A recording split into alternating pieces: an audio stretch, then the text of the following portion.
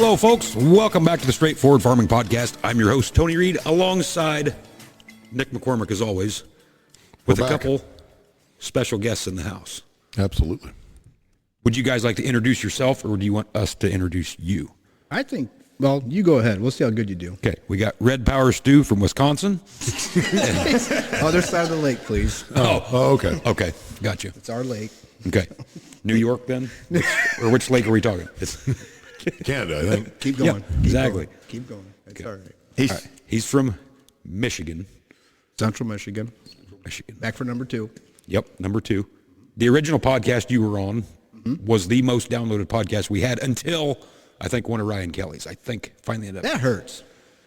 Well, Try to do better. He's from Wisconsin. Yeah. I mean, things must be better on those that guys side. are up early and they work late. Yeah, That's right. Exactly. Dairy farmers heard what was going on. It's all about the hands. Yeah. Yep. Followed by guest number 2, and you guys would probably recognize his. Are you married or not? No. You're not. Okay. So you would recognize her voice Yeah. immediately, I promise. Do you want to come over and say something into the mic and see if everybody recognizes it? Go fast. Yep. Hey, Hondo. There it is. Yeah, I'm here. Yep. Mr. Josh Scott, the calm, cool, collect guy who never gets twisted about anything, Yeah. is here in the house. As of now. Yeah, exactly. Yeah. We'll see where this goes. So, Nick done got me wound up earlier. yeah, I did get him wound up earlier. That's easy to do. And then we've also got Stu's brother, Curtis, AKA, what, Big W? Big W. rocking the Edmund Fitzgerald T-shirt. Hell yeah. What a deal that was. The Edmund Fitzgerald.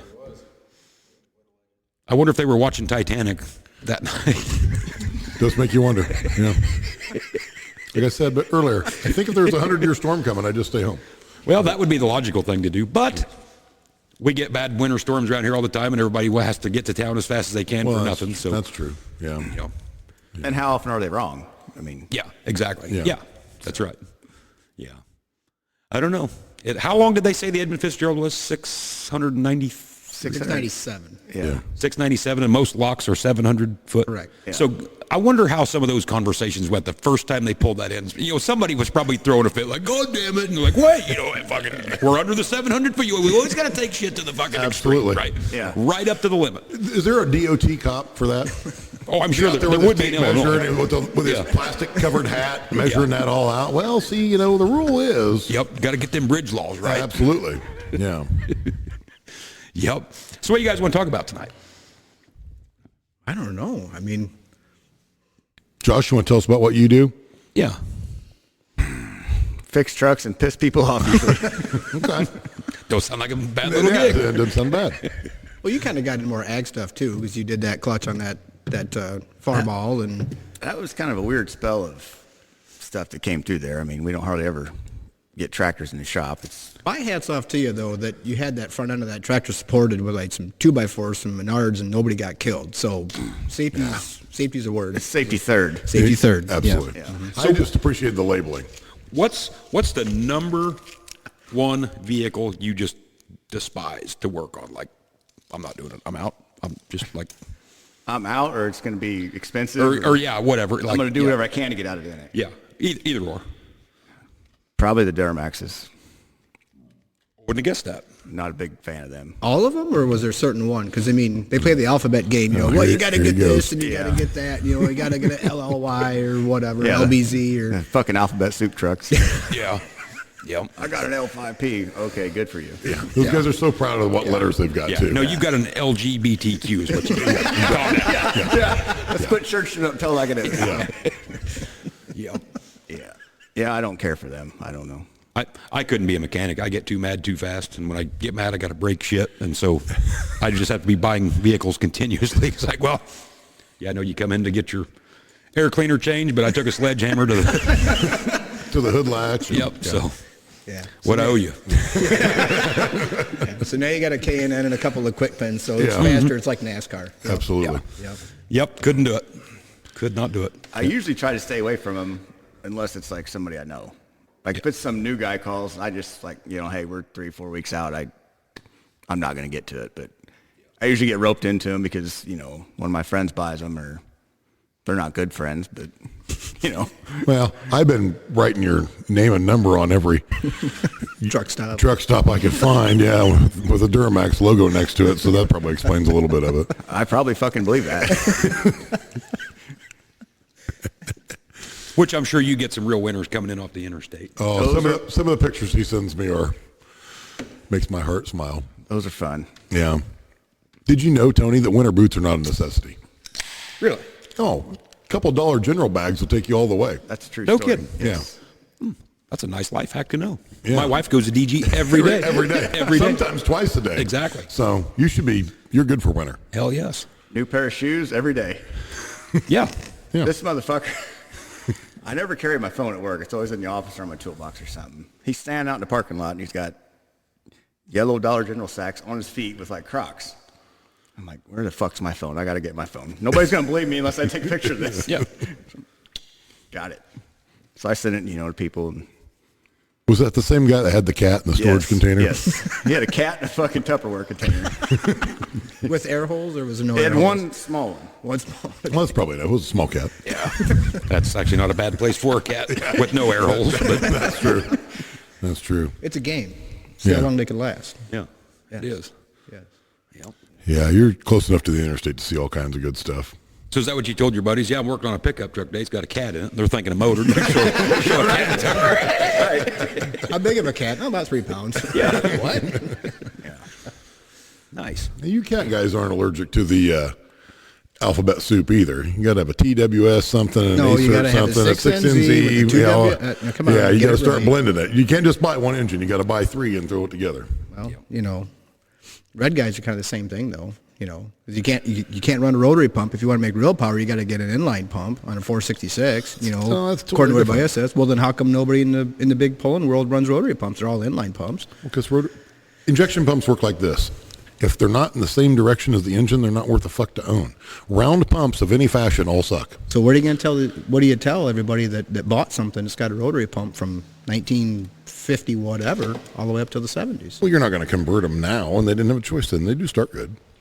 Model 100 starts nice. Plus, you get to hear, when it gets oil pressure, you start it from the ground anyway because you got it on an auger or whatever. And when it gets oil pressure because the pump changes sounds. Yeah, true. I mean, will a deer, say- you got to get on there so you can shake the wheel and shit, but an IH you can just start from the ground. I will say, and it pains me to say this, but your 4010, is probably one of the easiest starting John Deeres I have ever heard of Yeah. that, Or that one. of that age, of that Yeah. caliber, or Yeah. that one. Yeah. Yeah, they do. Yep. Yep. Can't complain. Yep. But the whole letter deal, it's getting that away with everything. I mean, Yeah. seed corn, tractors, Yeah. you don't sound cool when you're like, hey, what do you got for comment? Oh, an AFX10. Shut the fuck up. I got a class 10. I mean, how fucking hard is it? Yeah. It's just Well, it's stupid. alphabet. Well, it cracks me up too, like on the seed corn thing. At one point in time, 90-some% of the corn acres were 3394. Yep. It's 30, what was the? That's 4. 3377 or as much. Yeah. But now it's Yeah. 25 digits The entire long. We got fucking some lot letters number. in it. Yeah. We don't need all that information Yeah. in there. Yep. So I think from now on we should start naming all of our fields like that. This ain't just over here at Joe's place south of the barn. This is fucking field P891206-31. Sadly, my wife would have a better chance finding them if I numbered them like that, probably. And she'd still park in the fucking driveway when she got there. Absolutely. Well, hopefully. Or not. Or, She yeah, would not, yeah. not in the driveway. Yeah. Yeah. Where do you want me to come in this field at? Well, I'd use the driveway. If you want to jump the ditch, go for it. Yeah, But I mean, it's mostly flat. we use the driveways, but I mean, whatever. Well, if you got seed corn questions, Big W is the one to answer that because he grows grows the premium pretzel If corn. your yield sucked this year, blame this guy. His seed corn production was shit. Oh, it's down there. It's on the ground. Some people tend to lose their jobs after being on our podcast, but that's okay. Yeah, my boss is kind of a dick, so. Yeah, exactly. He is. He's an ass. Yeah, mine too. Really bad. It was tough for me to get out. I couldn't believe it. Yeah, I've been trying to get fired for quite a while. Same here. It's not working out very well. Yep. So do you guys see like any good vehicles on the way down, like any Teslas in flames or anything? None in flames. No. Yeah. I was scrolling through some pictures in my phone. I was looking for something else. I just came across it because we bought my nephew a four-wheeler a few years ago and went up to Iowa to get it. And there was a fucking car sitting at the diesel pump, which just fries my fucking ass because it's like Yep. you got 8 fucking pumps you could use. Always at the diesel. But you got to be right there. Yeah. So we've got fuel and we were waiting on this guy. We were a little bit ahead. And and it was a fucking little Tesla car that was sitting there. I think they were just in there getting fucking donuts or scratch off tickets. Or Clearly whatever. weren't getting gas. Right. So I backed my truck up and parked it right in front of a Tesla charger, my F-350. Yeah. And they're like, you can't park here. I'm like, well, move it then. Good luck. Yeah. I mean, Yeah, that does piss me off. Every time there's a car. Yeah. All the pumps are open. Nope, they're at the diesel pump. And there's Every one time. diesel pump. And there's one diesel pump. There might be two. There might be one on each side of that particular Yeah. pump, but the other one's out of service. Yeah. Because they got that Dollar General Which that shoe brings hanging me, off I'm of glad it. you brought that up.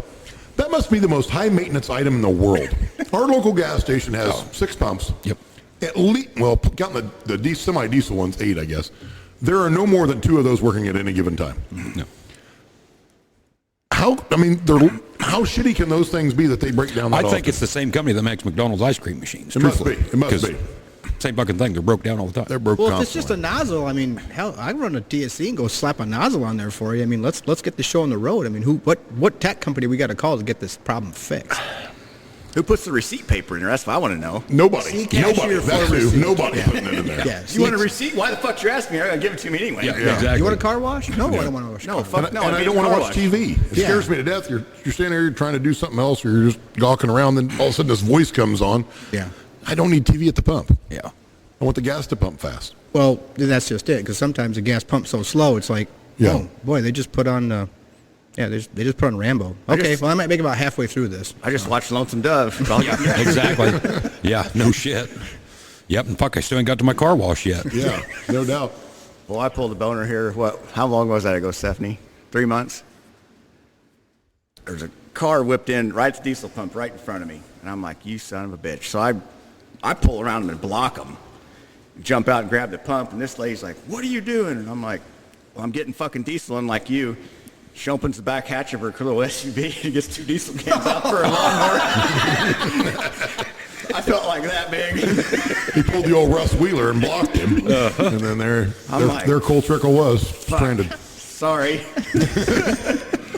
You're not the norm. Yeah, was trying to prove a point. My bad. You probably made a Facebook page somewhere that you never seen that this asshole fucking Yes. took my nozzle. I actually apologized to her for it because I did feel Did you bad. pay for her fuel too?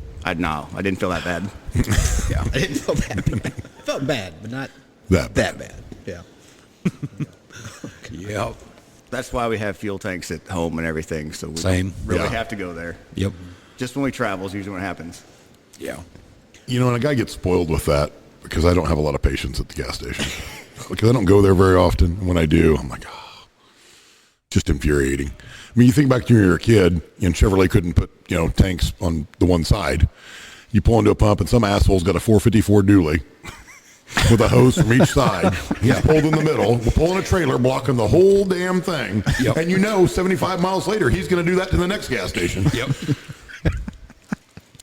Yeah, infuriating. We don't see a lot of the older vehicles that we saw when we were kids. Well, I'm sure you don't. Well, you live in fucking salt land. We do. I actually, I don't know. Cash for Canada probably took a lot of that away, didn't it? I mean, cash for clunkers. Yeah. Well, the consistency of what they're spreading up there, I think it's actually ground up vehicles because it looks more like rust that they're spreading on the road to kind of help it. So I get that. yeah, no, it's I didn't really feel right about I it. had an old guy tell me one time that, all these green vehicles, he said Chevrolets had this figured out years and years ago. He said when they came out with the 73 square body, that was the first biodegradable vehicle that they ever made. That's true. That's true. Because, 2 years later, it's gone. It's completely off the earth. Yeah. Exactly. Nothing to worry about. And if you get in a wreck, they explode and get them completely out of your way early. We had not too far from where we lived. That was like the thing, like a square body Chevy, and it was all the same. It was 6 inches of lift, 3 inches of body lift, 383 stroker, blah blah blah, and it was just that was like square body, just the thing. And I'm like, they are just the ugliest truck. And I know I'm going to get castrated for it, but I really don't care. I'm a Ford guy. I'm a round headlight Ford guy, unlike some people. I have migrated, but I like there was one on Facebook here a while back, and if I had the disposable income, I would have bought it. It was a 71 Ford. I've kind of migrated back to, I think I want that vintage. Now, was that considered a bump side? Yes. So bump side was 60 what? 67 to 72. Okay. Now, if I were to have a choice, I would love to have a high boy. I just thought the late 60s high boys. because that divorce transfer case, I mean, it was about 4 foot long, and they had to have it about 10 feet in the air so the transfer case wasn't rubbing on the ground. Those were cool. The motors were kind of subpar, but I mean, that'd be really cool if you could like repower something. And we see those TikToks all the time. I send them to you, where they'll have an older truck and they'll repower it with a 7.3 or a 6-liter or Fummins or something like that, And that's where disposable income, if you had that much adult money where you could do that, just the time alone it takes to do that stuff and do it right, Absolutely. That's the thing I see. We get guys, I got a Cummins in this. They put Cummins in these Fords, and they bring them in, and it's like, I wouldn't give you a nickel for this pile of shit because it's the most jacked up thing I've seen. Motor mounts looked like their kid welded it up in high school shop class. The batteries are in the bed and the cables are run through the window. It's like, you got something. Yeah. I had one in there. He had to shift it with the button. What the? He's like, when you want to shift, you hit the button. And I'm like, I'm not owning anything like this. No. Jesus. I'll be honest with you. The older I get, the more stock I like my shit. Yes. And I realize that's ass backwards in my entire life. But like, I'm going to buy another 7.3 at some point in my life. But so I constantly scroll the ads. I'm like, nope, somebody changed the radio. Because they always cobble it up. They always cobble that up. They don't ever buy the adapter, and they cut all the damn wires. There's nothing wrong with the radio that came in. I don't You listen can to the find damn a radio now. There's plenty of them out there. I got 2 on the shelf if you want one. I got one with a cassette deck But if, and a CD he player. screwed that up, what else did he mess up? If he cobbled that up, he cobbled up everything else he did to the truck. And I'm You're like, just nope, too I'm out. untrusting. That's your problem. No, he's not. Say, have you looked around the world? Yes, I have customers. I get it. So. Yeah, this is a real thing with the radio wiring. Yeah. Oh yeah. Absolutely. How much is them adapters? Like $7.99? Yeah. When you're Who buying bought a it? $500 radio Right. that puts all this shit on this screen that flashes back and forth Right. that you don't need. You can't find the volume button or the power button, which just pisses me off to no end. I didn't realize when I was 16 I should have bought 1,000 Pioneer Super Tuner 3s and stored them away so I'd have a collection for the rest of my life. What about the detachables? Oh, Did anybody ever steal your radio when we were kids? no, He had the no, hard but how cable. many people had one that wouldn't work because the damn thing wouldn't connect anymore? I used to take the faceplate off, put it in the plastic protective case that they gave you, for Kenwood, Pioneer, whatever, and then I'd put it in the glove compartment and lock it. And I'm thinking, like, well, why wouldn't you do that? I mean, I don't want anybody to take it. It's like, well, if they're going to take the whole truck, they're going to find it eventually. But they're not going to use the radio on the way home. Yeah. And they're not going to get home and be like, fuck, no faceplate the radio, just take it back where you got it from. Just drop fuck it it off. back. Yeah. No, Whatever. I'm out. Yep. Because on those days, you could just reach behind the dash and push the whole radio back out. Yeah. Absolutely. If Ford is the only one that can figure out how to mount a radio, we'll just put these 4 pins in, the whole thing pops out, you can swap a radio in like 45 seconds. Nope, everybody else, it's a whole big process. But I kind of want something old like that, but the old engines don't bother me. I want a 390, kind of, sort of. Yeah.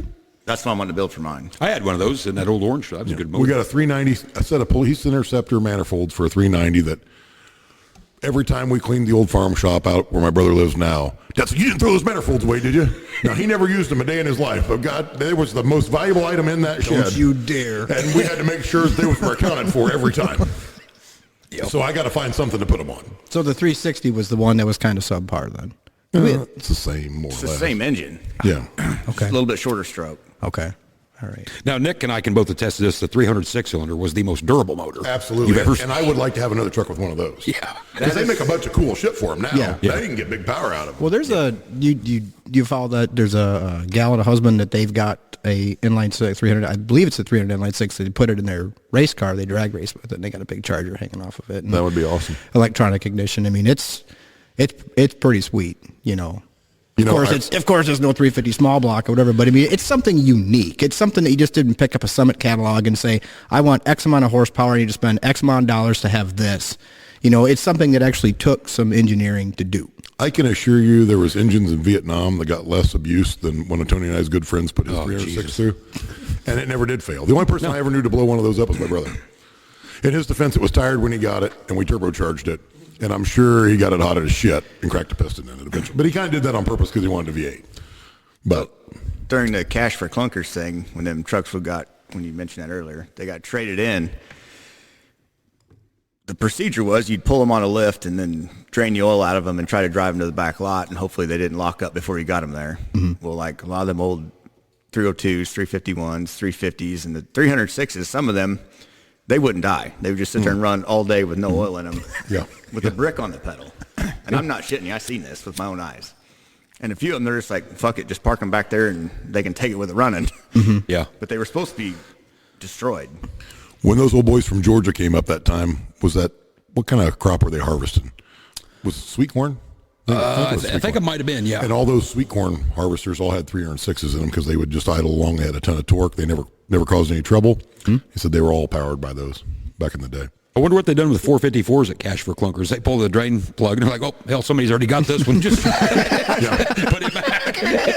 Those fuckers burn oil from the factory. You know it didn't have any gas in it. Exactly. Right. You don't have gas to run long enough. Yeah, run out of gas before you got to the back lot. I'd like to buy a square body Chevy with a 454. What's it worth? Was it full of gas? Because that doubles the value. Which, it makes you wonder what some of these fucking bonehead moves were, which you didn't know. Like, now we know high horsepower. Back then, you just didn't. But like a 6.2 Chevy diesel would not pull the hat off your fucking head. No.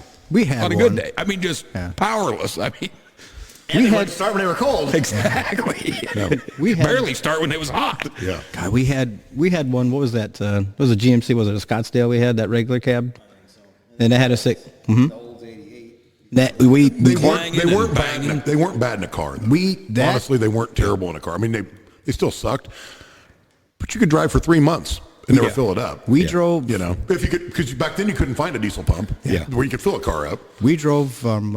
I remember that we went on family vacation that one year with that old 88. And we drove to St. Louis with that car, and that thing was just a boat. Dad loved his Oldsmobiles, and he had 88s and 98s. And we were talking about this the other day.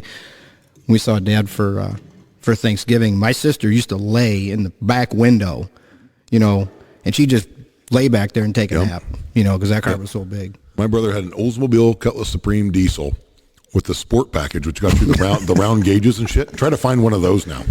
They don't exist. What, the whole car? Yeah. I don't know that I really want one. It was good in the winter because the exhaust pipes had dual exhaust that come up behind the tire. So if you had the time and you had the fuel in it, you could get out. It would melt the snow behind you. I mean, you can only back up 6 inches at a time, but you'd eventually get out. What exactly does the sport package do to a 6.2? I just need to know. It got the round gauges. That was it. It was a 5.7, but it got you the round gauges. Yeah. He would pull out to pass. At that time, he didn't have glasses, even though he needed them. And he would pull out to pass, like, is it clear? Well, it's got to be clear from here to your house to pull out with passes one of those. I'm like, no, it's not clear. School's only 3 miles away. Let's just follow this guy. Like, we're not going to get around him. Yeah, those things were an epic piece of shit. We were talking about this at supper, I mean, when's these diesel pickups going to stop? Like the power they have. Oh, it's insane. Yeah, you said what the Power Stroke's looking at an 8-liter, Yeah. and Cummins wants to go to a 7.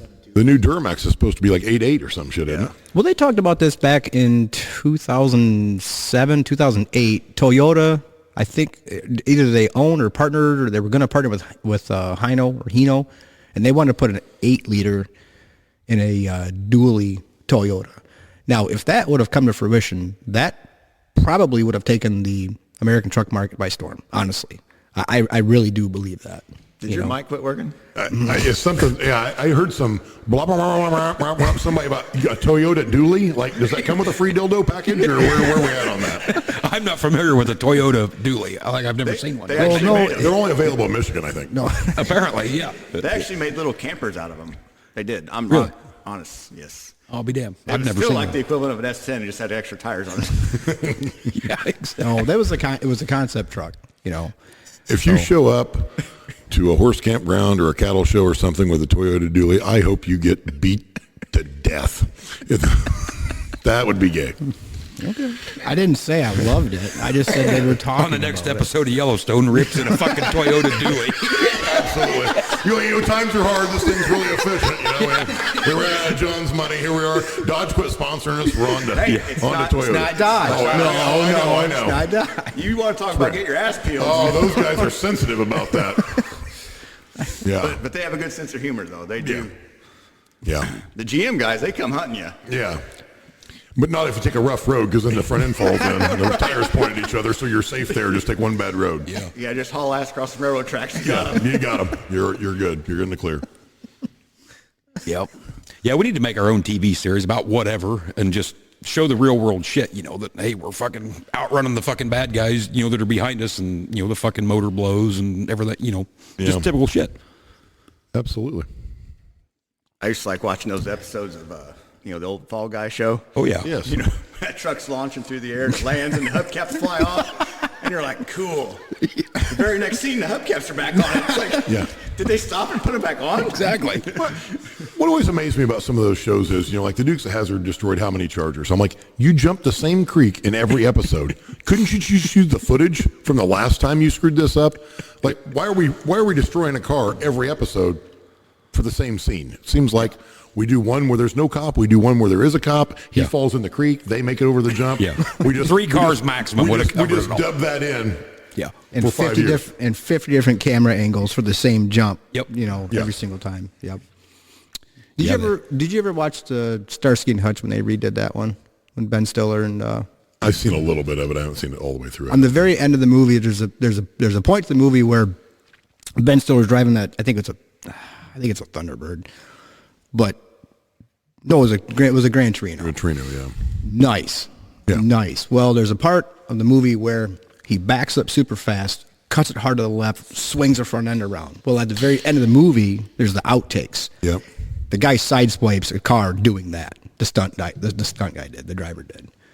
Well, they should have hired Tony and I's buddy, because I can assure you a 79 Thunderbird would go in reverse at a hell of a rate, and if you cranked it and swung it around, he could do that like clockwork. Yep. He drove for the Secret Service. Like, that ain't no shit. I mean, it was. I don't know if he could do it in any other vehicle, but I watched him do it in a 79 Thunderbird repeatedly. 100% success rate. Yeah. Well, we were joking about this. Every old farmer that I know up in our area, if you're riding around with them crop touring, they're doing the same thing. They're doing where they're. And I don't know if your guys down here that you rode with as kids growing up. They're looking at crops, so they're veering off this way and then veering, and they see something in the road, so they'll quick whip it in reverse.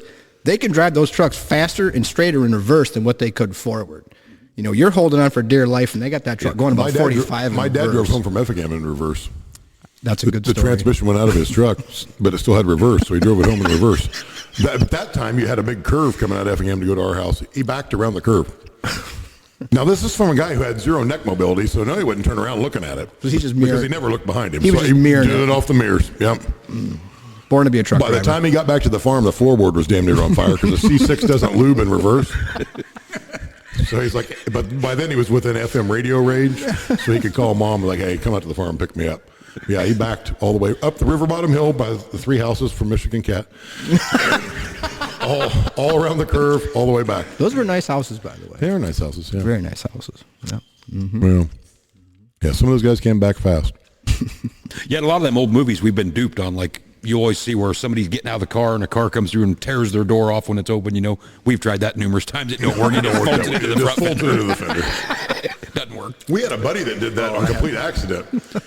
Yep. It was snowy.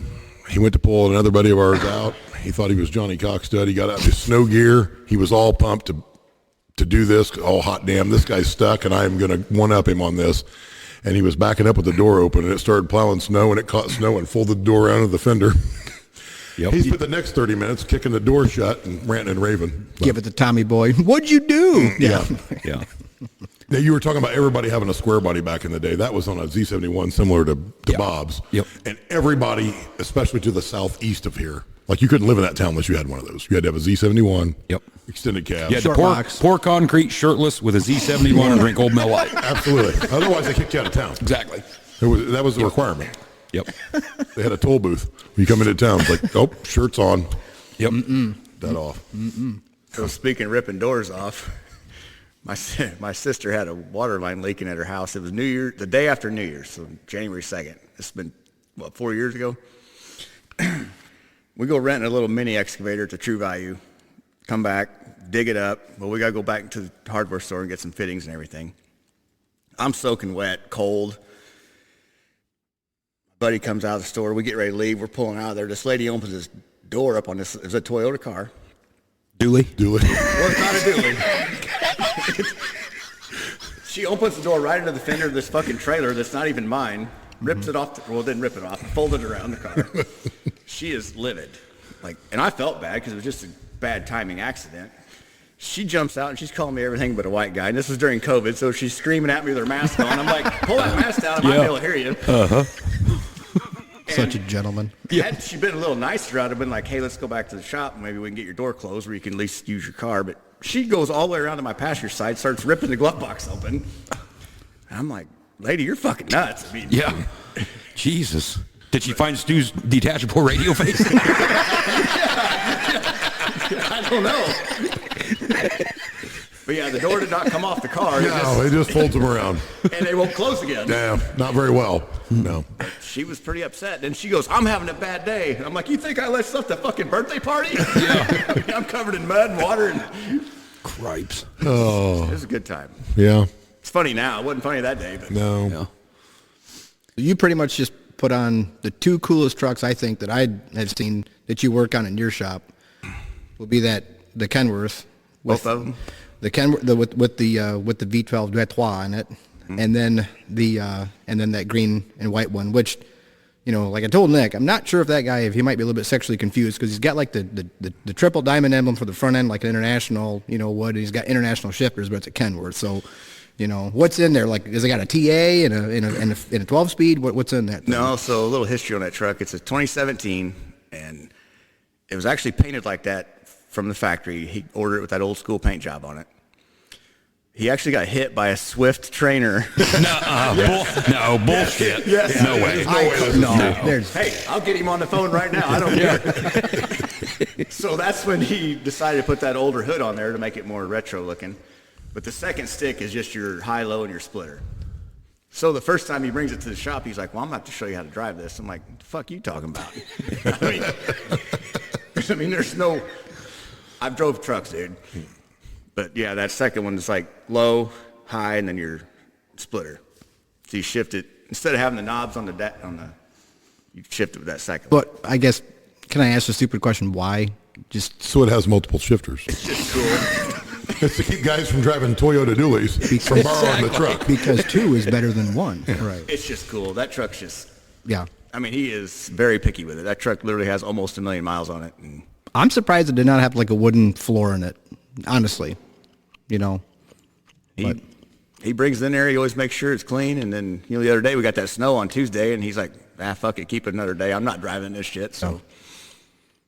But the other Kenworth renter's truck. But you go ahead. Sorry. They brought their farm truck when he picked that one up. He dropped off one of their farm trucks, and it's immaculate too. It's an older one, but it's shiny and clean, and you wouldn't even imagine it. But he steps on his first step, blows his feet off with a blowgun, and I'm trying to get him to take it down to Matt's, but he's like, well, I'm not really into the show scene and everything. I'm like, well, this is more like the work truck section, not the stuff that gets hauled in. Yeah.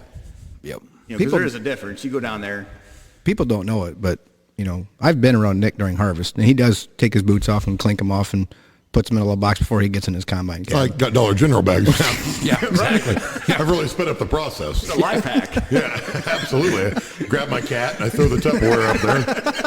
Where do you put the cat? A grain tank or unloading auger? You see the one where that guy opens the side of the combine, that dog climbs up the tire and in? I've seen that, yes. Yeah. I did. That's pretty cool. Like, That is. Yep. Yep. Just trying to keep the cab nice. Stir it out and while you're busting my ass on it. But then the V12 though. That truck's definitely cool just for different reasons. I mean, the fact that it's still running around 52 years old, and it gets used every fall, and they use it, throughout the summer a little bit. I mean, it's not their main horse by no means, but Was that a sweatback axle, or was it just a standard? I think it's standard on that one. Because the bumper was kind of unique on that. It wasn't just a flat bumper. It actually had some curve to it. It actually had like a rolled top to it. It looked like it was like the original bumper. Well, we actually put that on there. We redid the whole front end of that truck. It had like Jake called it what do you call that? A shop class bumper or something on the front of it. It looked like a square tube. They actually painted the grill. That thing was red. Mm-hmm. And we took all that apart and sandblasted it and polished the pieces we could and put it back together. Does that Detroit things and leaks oil or no? It leaves a few spots, but it's not as bad as most. But we're almost afraid to wash it because if you knock all the dirt off the engine, it probably is going to start leaking. Yeah. Yeah. That could be a problem. Yeah. Those things are angry. I fixed one for a customer. He had a V12 in a water truck. Had a 13-speed old white Road Boss, conventional. And my boy was with me, and it was like it would barely roll over on 12 volt, and it had been sitting a while. And so I hooked up an air line, opened up the air tank valves, and backfed air into the system. And it just, I'm very happy I was not on the wrong side of that air tank, because the amount of black tar and everything that came out of that air tank, and it just purged all that crap out. It left a mess. But then we, charged the system, charged the air system up, and then it wouldn't hardly roll on 12. And my boy had been around me long enough to know that I can do stupid crap when I want to get something running. So I've got the option for 12 or 24 on my service truck. And I told him, I said, just push that button and get ready. What are you going to do? I said, this thing's going to come alive really, really fast. So I zapped it with 24, and that Detroit came around really, really quick. And we let everything charge up and let the air charge up. And, I says, this is how you drive a Detroit. And we took the thing around the block, and it was scary. It was, yeah. But, I mean, it sounded like you're going fast. But that's about it. Yeah, they sound like they're about to fly apart. And you look down the tack, and you're like 1,300 RPM. Like, damn, 35. Wow. Detroit built America. Those engines were in everything back in the day. All the trucks had them. But you want to slam your hand in the door first, so you're good and mad when you start to drive it. Really mad. Could you imagine going coast to coast on one of them things? Yeah. Do what? Go where? You couldn't hear shit time you got there. Yeah. No, that's what people are asking me. Like, does that truck have straight pipe or mufflers? I'm like, well, there's mufflers on it, but it doesn't really sound like it. But Yeah. Good old Detroits. They were cool, though. I can't imagine trying to run one of them on a regular basis now. We had to contact a marine outfit actually to get parts for that thing, because they're still running a lot of them in marine applications, but not. Did anybody on the ag side pick up many Detroits? Like International had Detroits in a couple of them 4-wheel drives, didn't they? Or am I mistaken? They didn't. Agco would have used the 60 series and the Agco Star. Probably Big Bud would be the only one for a two-stroke.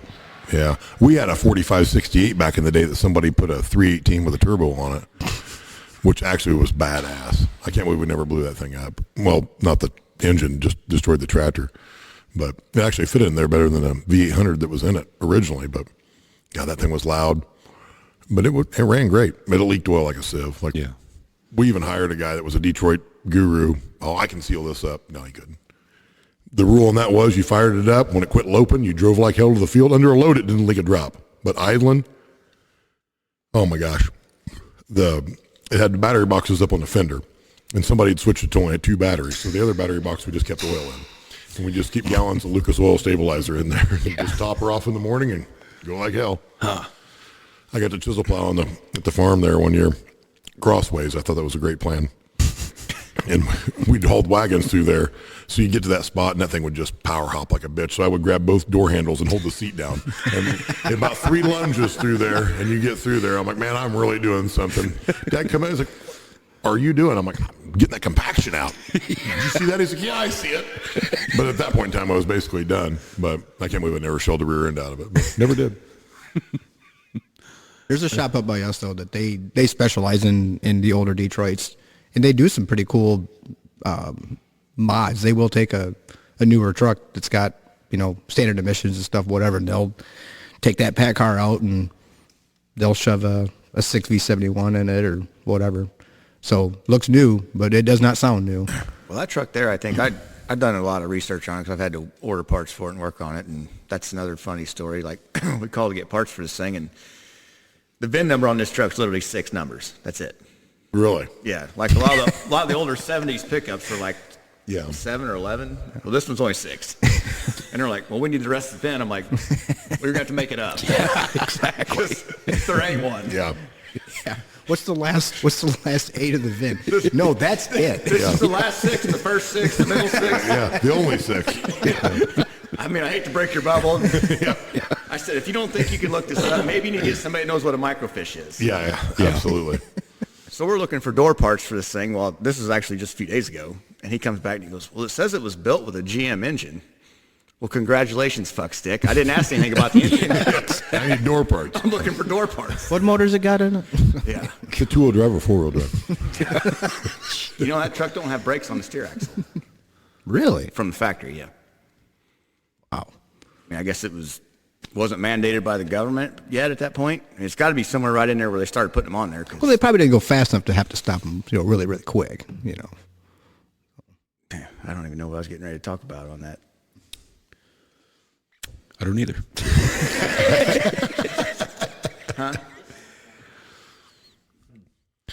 Oh, yeah. Good old buzzing does sound beautiful, though. Mm-hmm. Yeah.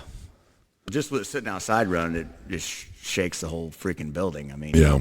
it's just Why did some of them companies never get into like even smaller engines? Detroit, Cat, some of the, Cummins obviously had a motor for a pickup truck, the 5.9 or whatever, but like Cat, what was the smallest Cat motor? Well, you couldn't have put a Cat in a pickup truck, Tony. The terminal erection would have killed most of the drivers. Well, this is, true. I mean, this guy right here is a prime example. Well, give him a Toyota Dually with a Cat in it. With some, if you could take 3 Cat engines and put them together and then put it in a Toyota Dually, this guy here, He would be as hard as a John Deere guy with a Chevy pickup with a John Deere I don't know motor. why you're pointing to Josh. What's he got to do with this? That's mean. So. I think we all know I was not pointing to Josh. Smallest Cat motor from when I was there, the smallest Cat motor, well, your dozer has a 3204 in it. So it's actually if you take a 3208, which is Nick's favorite engine, and if you cut that motor in half, that is a 3204. Yep. But mine Okay. still makes a V, so are you sure it's half? Like that? I got another weird engine that's a half of it's an air compressor, half of it's an engine. But anyways, then from there on, I think they had the 3304, which is the front 4 cylinders of a 3306.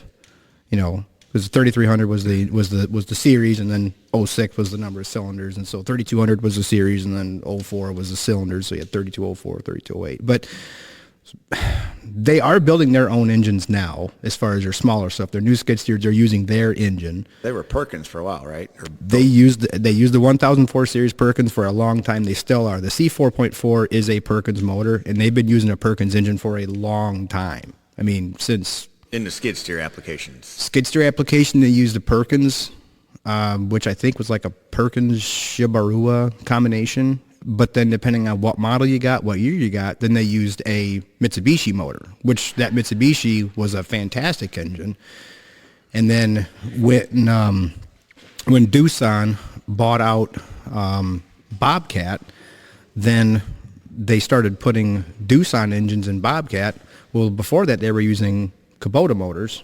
Well, Kubota says, we got these glutton of engines, and Caterpillar says, well, we're going to come out with our new D-Series skid steers, and so they come out with the Kubota pillar. They basically take a Kubota engine, paint it yellow, and, put I think Catabota would have been better than yeah. But, yeah, to date, the newer stuff is running a Cat engine, but, yeah, they use Mitsubishi a lot. Are Perkins and them companies still making bigger, like, that was in Massey Tractors up until... Well, Cat bought Perkins, didn't they? I don't... They did. I'd have to look it up. Cat bought Perkins because they're small little motors like in lawnmowers. There for a while were Cat yellow, but they were little Those Perkins. Perkins. Yep. Did you see that video I sent you on the Cat dozers and WW2? Did you watch Got a it? D3, right? Yeah. How much I got more a durable they were than D4B. everything else? Yeah. Yeah. Yeah, because is yours pedal steer or lever steer? pedal. Okay. Yep. Did you ever get your sprockets off? Yeah, I rebuilt the whole undercarriage two winters ago. I think so, yeah. You got a guy come in with a big press and bing, Yep. pop the sprockets off? Yep, sure enough, put all new rollers and sprockets and front idlers and... That's pretty gnarly when they put that press on there. It It's is. like just stand back. Yep. His just looked like a giant grease gun, in a sense, and it had some kind of jaw, and you just pump it up, and boom. Yep. I sent Stuart a video here the other day. It was about Cat dozers in WW2 and how much longer the engines would run than anything else over there. Yep. When we left Guadalcanal and then came back or whatever it was there, the Japs had been using them for a couple years with no idea what to do because they never had to work on them. Every other engine couldn't run because of all the ash in the air from this, that, and the other.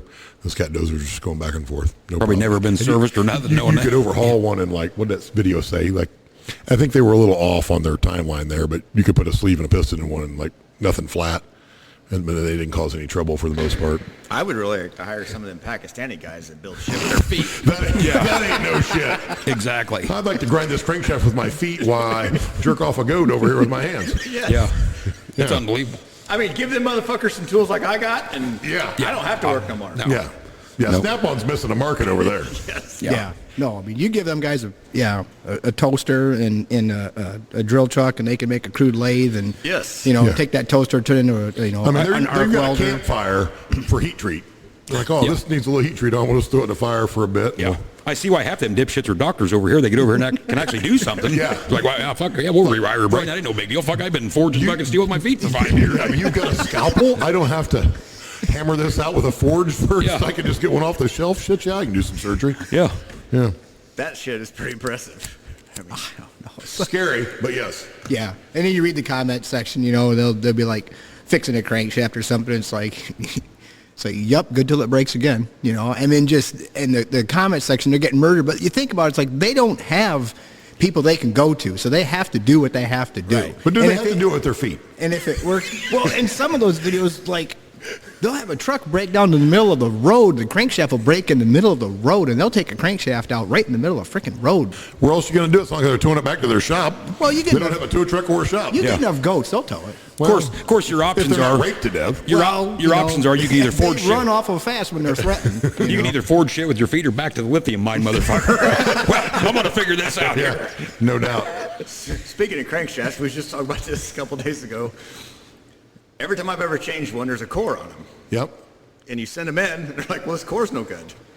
Well, that's why Well, it's why the a fuck do core. you think I changed it? No shit, yeah. Yeah. Funny how that works. That's literally like the hardest part in the engine to change. Yeah. You got to pull it out, flip it upside down, completely disassemble it to change the crankshaft. You think I just did it for fucking fun? When I was in college, and this still pisses me off, we had this TA, and I think he was French. Had an Asian TA and a French TA. And those two dipshits argued with me for 2 months that you couldn't put bearings in an engine without pulling the crankshaft. Couldn't roll them. I'm like, couldn't roll them in. I'm like, well, then you better call my dad and let him know he's been doing it wrong all these years because, yeah, you can't. Nope, you got to pull the crank. I'm like, you're going through a lot of extra steps, bud. And I don't think either one of you can pull the crankshaft out. So I guess you're just not doing it. They damn sure couldn't do it with their feet. But I wasn't taking a lot of lip from the French guy. He wore the same sweater every day the entire time I was in college. He smelled fresh as a daisy, as you can imagine. But I'm like, you can roll bearings. And no, you can't. No, you can't. Yeah, actually you can. Now, did your dad do the trick where they take like a deck nail and put it in the hole for the oil passage hole, and then it pushes the bearing out, or you just take a screwdriver and just shove it up in there? Usually something soft. Okay. Just to roll it out. Yeah. Some engines you got to put something in there, but Yeah, a lot of them you 466 you don't have to usually. They're pretty. You forgiving. telling me that you have to work on a 466? Not mean- very often. I mean, wow. But And- occasionally. And bearings especially. I mean, I thought that was like, Well, if you do have, actually, usually it's because some dipshit didn't change the water filter and they got a pinhole in the sleeve and got water in the oil. That's usually why you're working on it. you mean I got to change that? Nah, well, apparently not. Yeah. I just had a guy call me the day. He's like, Nick, this air filter in this truck or tractor I'm working on is older than me. It's from 1981. And I'm like, this has probably got a couple years in it. I wouldn't worry about it now. Shit. When I bought, They actually filter better the more restricted they get. Absolutely. Yeah. when I was play farming and I bought my 615, that combine was a 71. It had the factory air filter still in it. I can believe that. Times were hard. I'm not from 71 to 2000 and whatever. I mean, yeah. Now I'm changing them every day. Which I'm gonna have to. You guys have never met my one brother. He bought a new Chevy pickup in 03-ish. I don't know. Probably what it somewhere was, in there. Somewhere in there. And I mean, literally the day he bought it brand new, drove it off in the river and flooded it. Like, you could not have abused a truck No. any worse than what this guy did. I mean, he tore the fuck out of this truck from day one. Yes. Drove it 157,000 most abusive miles you've ever seen and changed the oil in it twice. Yes. He always tells how you're throwing your fucking money away changing new oil. You ain't got to do that. Turns out he was right. Yeah. I mean, Yeah. He saved so much money on oil, he was able to buy a new truck after that. he was. Yeah. Well, if you run AMSOIL, you're good. You're good for the whole he life. had Rotel or Nutel. I don't know which. They're the same thing. So one's no better than the other. I've been told that T4 is the way to go. Yeah. New tell. Just Just saying. Rotella sucks. Does it pour just like Nutella? Pretty much. Yeah. Yeah. It turns the same color inside the valve cover. Just kind of a brown, shitty mess. Yeah. I'm going to buy some on the way home. You can, because they sell it everywhere. You can get Rotella anywhere you want. I just want to check it. See how well it pours. Well, go ahead. How many factories or what do you want to call it make oil in America? Like, if I buy John Deere, is it the same as cases? Or like, are we just putting this shit in different jugs? Or how many actual different grades of oil is there? Do you know? I don't know. I don't know the answer to that. I thought Forever International made their own Hydran. And then I don't know if Case carried that on up until, because it was supposedly their Hydran was like, special formulated, whatever. New and improved.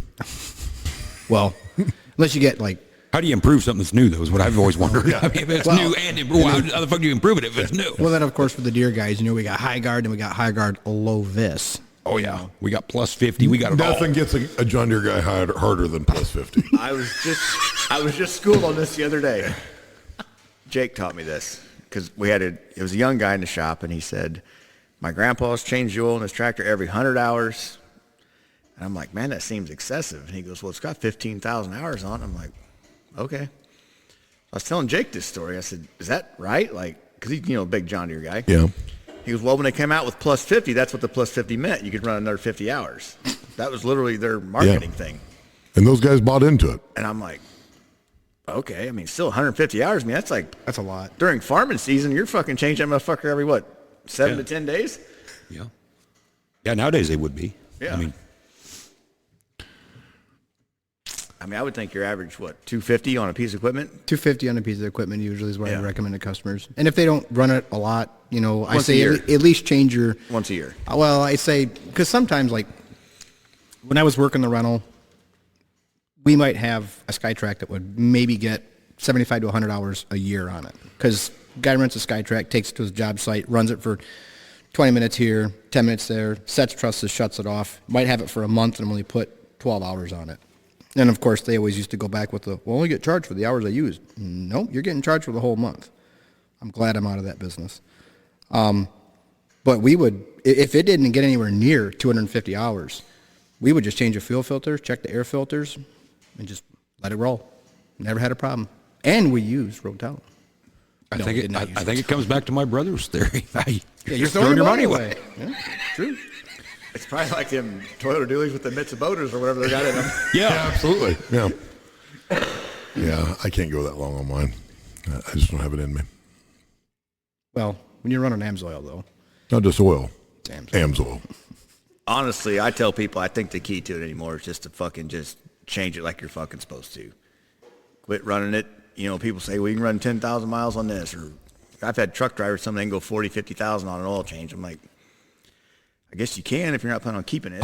I'll bet there ain't a lot of owner-operators, is there? Right. It's usually fleets. Yeah. Because they know they're going to sell. Hell yeah. Put me in a Schneider truck. I'll run that bastard 100,000. Just throwing your money away, guys. And it's like the fuel additives. I mean, I think as long as you're using something.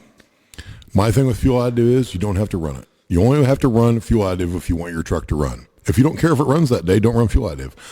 People tell me all the time, well, I put it in every fifth tank. That's like wearing a condom every fifth time.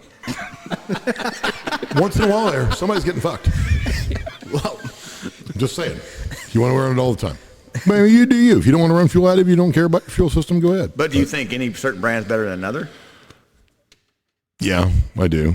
But I think there's several that are good. Right. But I think some are not very good. But For a while, your Alphabet Soup Duramaxes would filter out power service, which was super great. You guys are like, I just filled this up and dumped a whole bunch of power service, so now it won't run because it would plug the fuel filter. But I'm not a power service guy or a Duramax guy, so I kind of laughed at both. But any additive is better than no additive. Honestly, ATF's probably about as good as anything, especially on old shit, Yeah. But, yeah. I always tell guys, just find something, wherever you're from that you can buy locally, easily, that way you can get it and just run it. Whether it's Hot Shots or... Yeah. Hot Shots is good. I like Schaefer's fuel additive is good. If I'm traveling, I always run AMSOIL because they're the only company that's smart enough to do the container right. because they make a 20-gallon one and a 40-gallon one. So when you get to the fuel stop, you just, depending on if you got a short bed or a long bed or what you got for fuel tank, you dump the whole bottle in, you throw it in the trash. You don't have a half-full jug. It smells great. That smells awesome. Getting all over your luggage or in your cab or, you know. Why do you got it in your cab? Well, if you have Lucas fuel additive back in the day, and I haven't run it forever, their winter additive freezes, which is super convenient. That doesn't sound like a good winter additive. It works. In diesel fuel, it won't freeze. But on its own, it will. The guy's like, well, you just keep it in the cab. Well, that's freaking awesome. My cat with the one hole in the Tupperware container is going to choke from the fumes. Yeah, And you're going to get fuel additive all over my Dollar General bags. I'm going to be tramping it into the gas station when I'm going in there. Like, this is no good. Yep. So, and the container wouldn't pour in a truck. It poured down the side of it really well, but it wouldn't pour in the truck. Amsoil puts the real small necks on where it fits in the bang, bang, bang, you're done. So if I'm traveling, I always use that. But in my bulk tanks, I always use Schaefer's for the most part.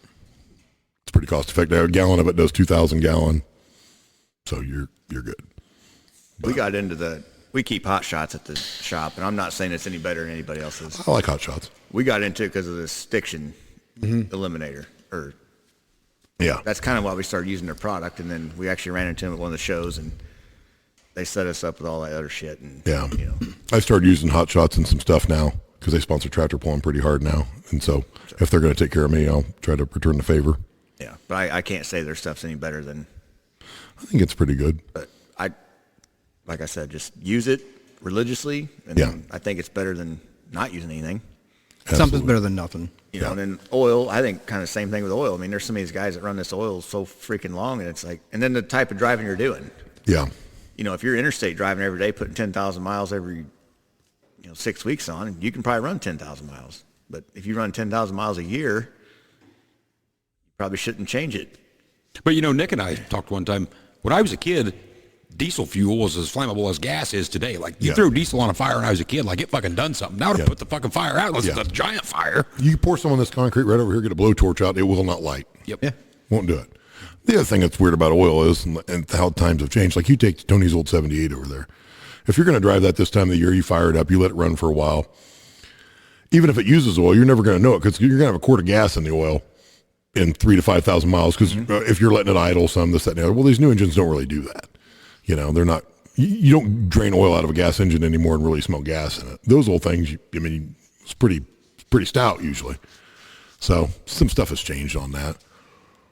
And everybody wants to go super thin now because it helps with mileage and so on and so forth, which I get. But like I said, if you're changing it regularly, you can probably get by with Nutella, Rotella, whatever. But What does the factory Toyota dualies have in them? Yeah. It was a concept vehicle. I couldn't tell you. I don't know. See whatever Hino puts in their motors. I'm sure. That is one truck. We was talking about this. I have never worked on one. Okay. I mean, I think A Toyota? No, a Hino. Oh, okay. I worked. we get the official spokesman right over here, so he I he'll just gladly say said it was a concept vehicle. You were saying earlier it would have changed the game, and I don't know that anything named Hino is changing much of the game for me. I'm just saying. Yeah. The market is always set for the younger generation coming up. The market doesn't care about what you and I want. The market's being driven by what the younger generation is because they want to capture their money. They've already got our money. They want to capture their money. Shouldn't they call it like an alpaca then or something? They could. Stupider things have happened. I mean, why do you think, we had this conversation today. We had, you had the conversation today with us. It's like in vehicles, why do we have to have all of this connectivity crap that doesn't do anything? It's like you said, wow, this one actually has a dial and buttons. Not all this push button touchscreen crap. Yeah. We were going on the rant about, radios. My boy puts a new radio in his pickup truck and it's an aftermarket. And then he puts his turn signal on and like the turn signal noise comes through the speakers and he can Didn't go buy in the and adapter kit, did he? yeah, and he can change the tone. And I'm thinking, did we really need that? I mean, and so all this extra crap that they're putting on a truck, it's like, just give me a rubber floor mat. Give me a handle that shifts a transfer case. Give me lockout hubs. Give me a motor that'll go 300,000 miles flawlessly. We have the technology, people. So is what you're telling me is we need to beat the living shit out of our kids if that's the market they're catering to get back to the stuff that we want. We had this argument. We had this discussion tonight at dinner. It's like your kids are probably just as guilty of it. they're holding a computer in their hand more than what we ever had. And we were at the School of Hard Knocks to figure it out. Maybe our parents would tell us. Maybe they didn't because they wanted us to figure it out. But you're literally holding a computer in your hand and then you're asking me a question. Yeah. Figure it out, son. Yeah. Just figure it out. Well, you won't tell me the answer? No. It's called Google. Yeah. Well, I think the trucks, in my opinion, the heyday of reliability is gone. Yep. I'd Yeah. say like 05, 06, that was about, I'm the same way. I want to reach over, turn the blower motor up, change the position, change the heat. I don't want to fuck with a touchscreen No. when I'm driving. It takes me at least 5 moves probably to change the blower speed in the wife's van. Yeah. Right. Because you got to click that screen and then Right. over here and this and that. And I'm like, By the time you're in the ditch and you spilled your beer and everything. Exactly. My brother and I argue about that all the Agreed. time. Oh, automatic temperature control. You just set the temperature, you never have to adjust it again. I'm No, like, it don't. It don't fucking work. I'm like my aching ass. I'm like, I just went just like my 7.3 has. I went 4 positions for the fan. I want blue on one side, red on the other, and I want to pick where it comes out of. Yep. Outside of that, I'm good. I'll adjust it on my own. Same way. I am my own automatic temperature control. Yeah. I automatically change it to what the fuck I want. Yeah. Exactly. Works well. Well, our new truck, it's a 22. If you don't have both seatbelts on, it's fucking telling you ain't got them on. Yep. Then you get where you're going. It's telling you to check the back seat, make sure ain't nobody in there when you get out. Yes. Well, if you know so much about what I'm doing, why don't you know there ain't nobody in the back seat? Yeah. I'm with you. It just, I don't need any of that shit. and then it tells me it's sending some fucking report to the mothership. Yeah. It's like it tells on you. It does. So he's wrapping his truck in tinfoil at night so it can't communicate Yeah. anymore. There you go. Yeah. I just want to know where it's going to stop. Like, Toyota where- dualies don't do that. Well, Yeah. I'm going to have to deal with the mothership, I guess. Buy I more am so tinfoil. glad that I chose to come here. I wanted this. It was voluntary. But how much more stupid shit can we put on vehicles, tractors, combines? We're just making shit up at this I mean, point. yeah, we're it. Just And making shit I up. honestly think some of it is good. Like, it'll turn your headlights off after 10 minutes. 'Cause Yeah. like you get home in the rain and it's daylight, but you got your headlights on. Well, we'll turn your lights on in 10 minutes so you don't drain your battery dead. Yeah. I think that's a good thing. But some of this other shit just is, Yeah. You got the tailgate down. You put it in reverse. Backup camera goes berserk, giving you all these alarms. Well, if you know all this other stuff, don't you know the tailgate's down, dipshit? I'm getting ready to hook up to a gooseneck trailer. what about the fucking GMs? They couldn't figure out how to make a tailgate to work for fucking 700 fucking years. No. And now all of a sudden you come out with one that folds out like a fucking, Every GM guy that comes into the shop does the same thing. Their horn starts honking. I don't know. I assume something to do with the key fob. I don't fucking know. But it's just neat, neat. And I'm like, yep, the GM guy's here. Sure enough, there's a Chevrolet guy out in the parking lot. so you can't open your tailgate if you got a trailer hitch in. That right there indicates you're not supposed to tow with them. Absolutely. Which should be a given, but yeah. I'm sorry. I'm not owning anything that when I go to open the fucking tailgate involves pushing a button. I can pull the fucking handle and drop the tailgate. But when you guys start pushing buttons, I'm out. I don't want no fucking part of that. Wouldn't that be real nice to go to hook up to your gooseneck trailer and the button's fucked up and I can't get my tailgate down? That's when we're getting the loader tractor and the tailgate's coming off and staying off. That is the stupidest fucking thing I've ever heard in my life. I saw a local farmer years ago. This still mesmerizes me. He forgot to drop his tailgate, and he tore it off the truck. He was a Dodge guy. Dodge guy. First gen Dodge. Not a Ram, Dodge. Yeah, it was back when Dodge was Dodge. He threw it out in the driveway to get a little, to calm down a little bit. He chucked it, and they took that truck, and he drove back and forth on that tailgate and smashed it back flat and clipped that son of a bitch right back on and slammed it, and it shut. And I'm like, here I sat with my 85 Ford that I had bought a brand new tailgate for. I'm like, I don't think mine works that good now, and I haven't drove over mine. Of course, I'd have cried if you drove over mine. I had the chrome insert, the lariat, the whole deal. I'm like, I'd have been twice as pissed as him, but I probably wouldn't have ever thought of driving over it repeatedly. But it did work after that. But don't you remember them Chevys? You had to have the 2 screwdrivers to get them open? Oh, that's handy. Well, because the tailgate held the bed sides. There's nothing better than a Chevrolet guy that took his tailgate off, drove to your house, and the bed sides are just flopping in the wind now. So I'm like, because it's you structural. guys couldn't master the regular tailgate, let alone now when you got that turns into Bob the Builder kit, like, Yeah. or the Dodge guys, well, we got an 8-speed transmission. Motherfuckers, you ain't perfected the 3-speed yet. Yeah, no doubt. Yeah. Let's not get the... Yeah, cart in front of the horse. Your dash is cracked. Like, let's start with that. Like, we solved that problem years ago. Oh, the air conditioner quit in my 95 Dodge You got to fix it. Oh, no, you got to disassemble the truck. I'll just drive with the windows down for the rest of my life. Really? Okay. We cannot remove your dash safely. No. Without the technician getting hurt and you not having a dash. Mm-hmm. He's going to get cut. You're going to be mad. Yeah, absolutely. It's a lose-lose. Yeah. Yep.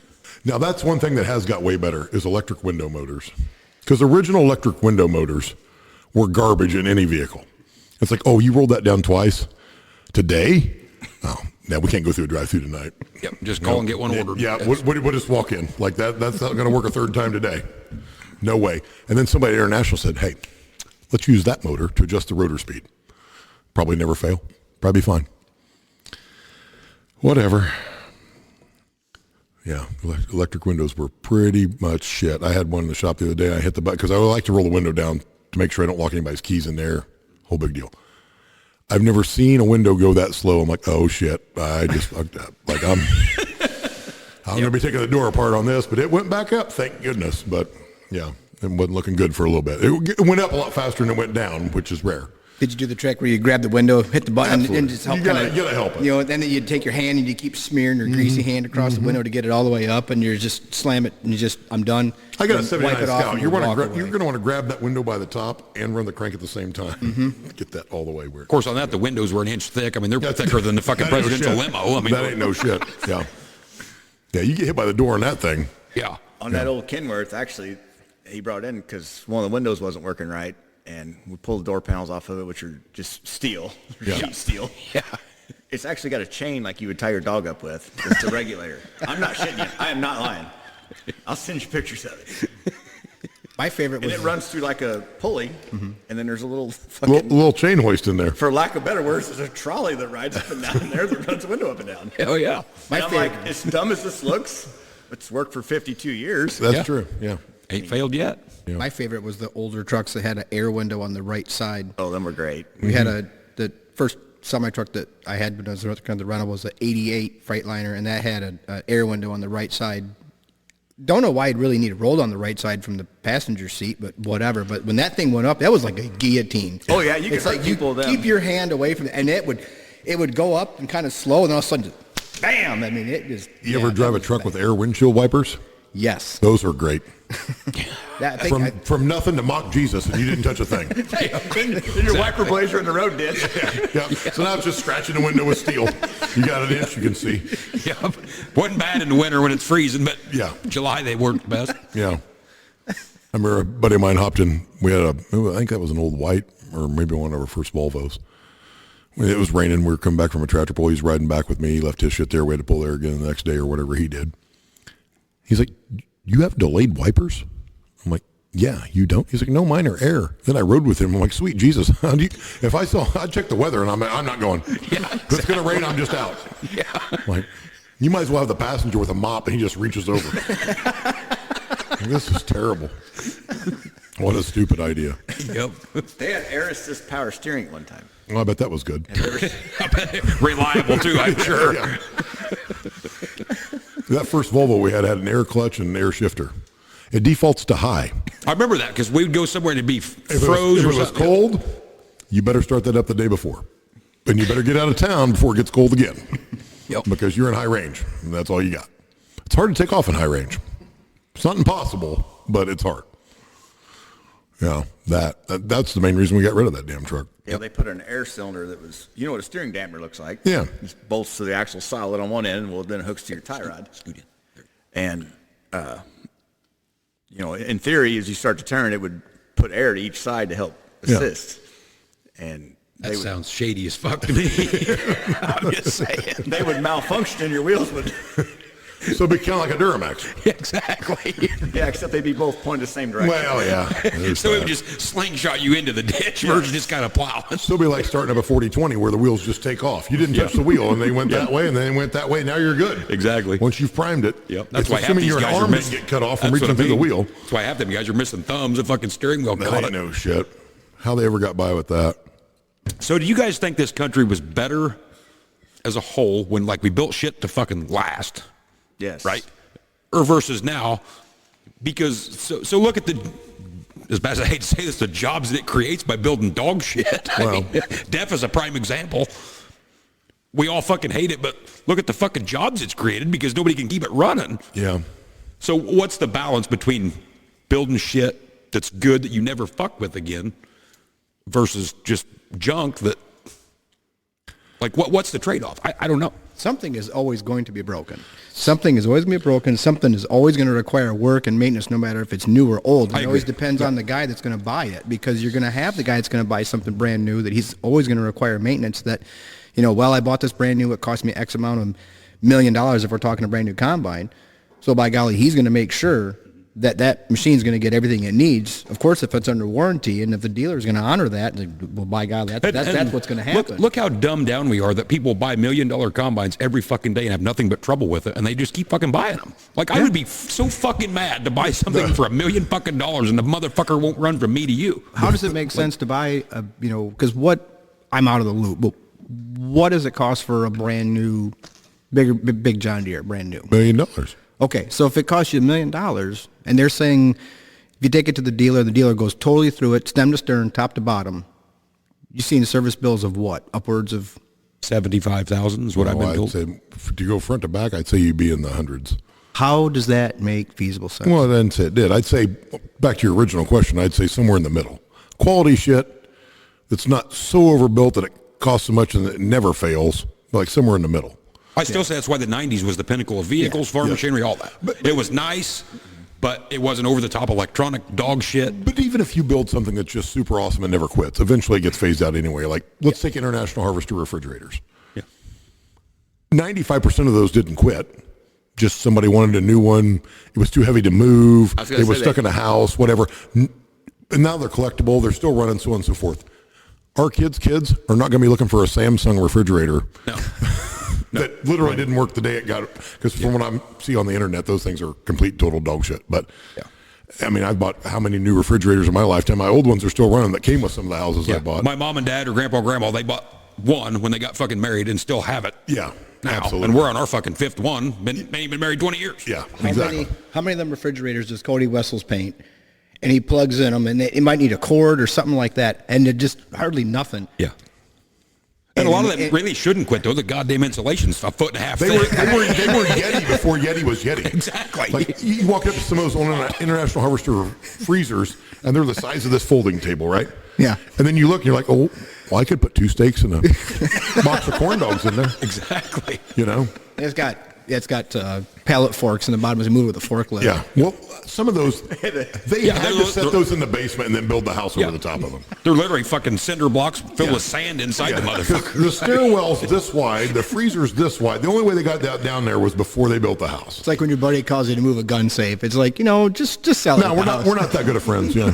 Tony has a rule on that. Yep. You forfeit your shit. When you buy a house, you forfeit all your shit. Your furniture stays, your you gun decide, safe fuck stays. it, we're moving to town, then you're getting it all. You're getting the fucking food in the fridge, the clothes, you're getting it all. That's just the way it is. Yeah. Everybody trades shit. Yeah. So you better like the fucking house and the people that had it. Yeah. When you fucking buy it, because Try to find somebody about your size so the clothes fit. Yep. Exactly. So the guy who buys Nick's house is going to get a big fucking when they get into there. Better be a large dude. Absolutely.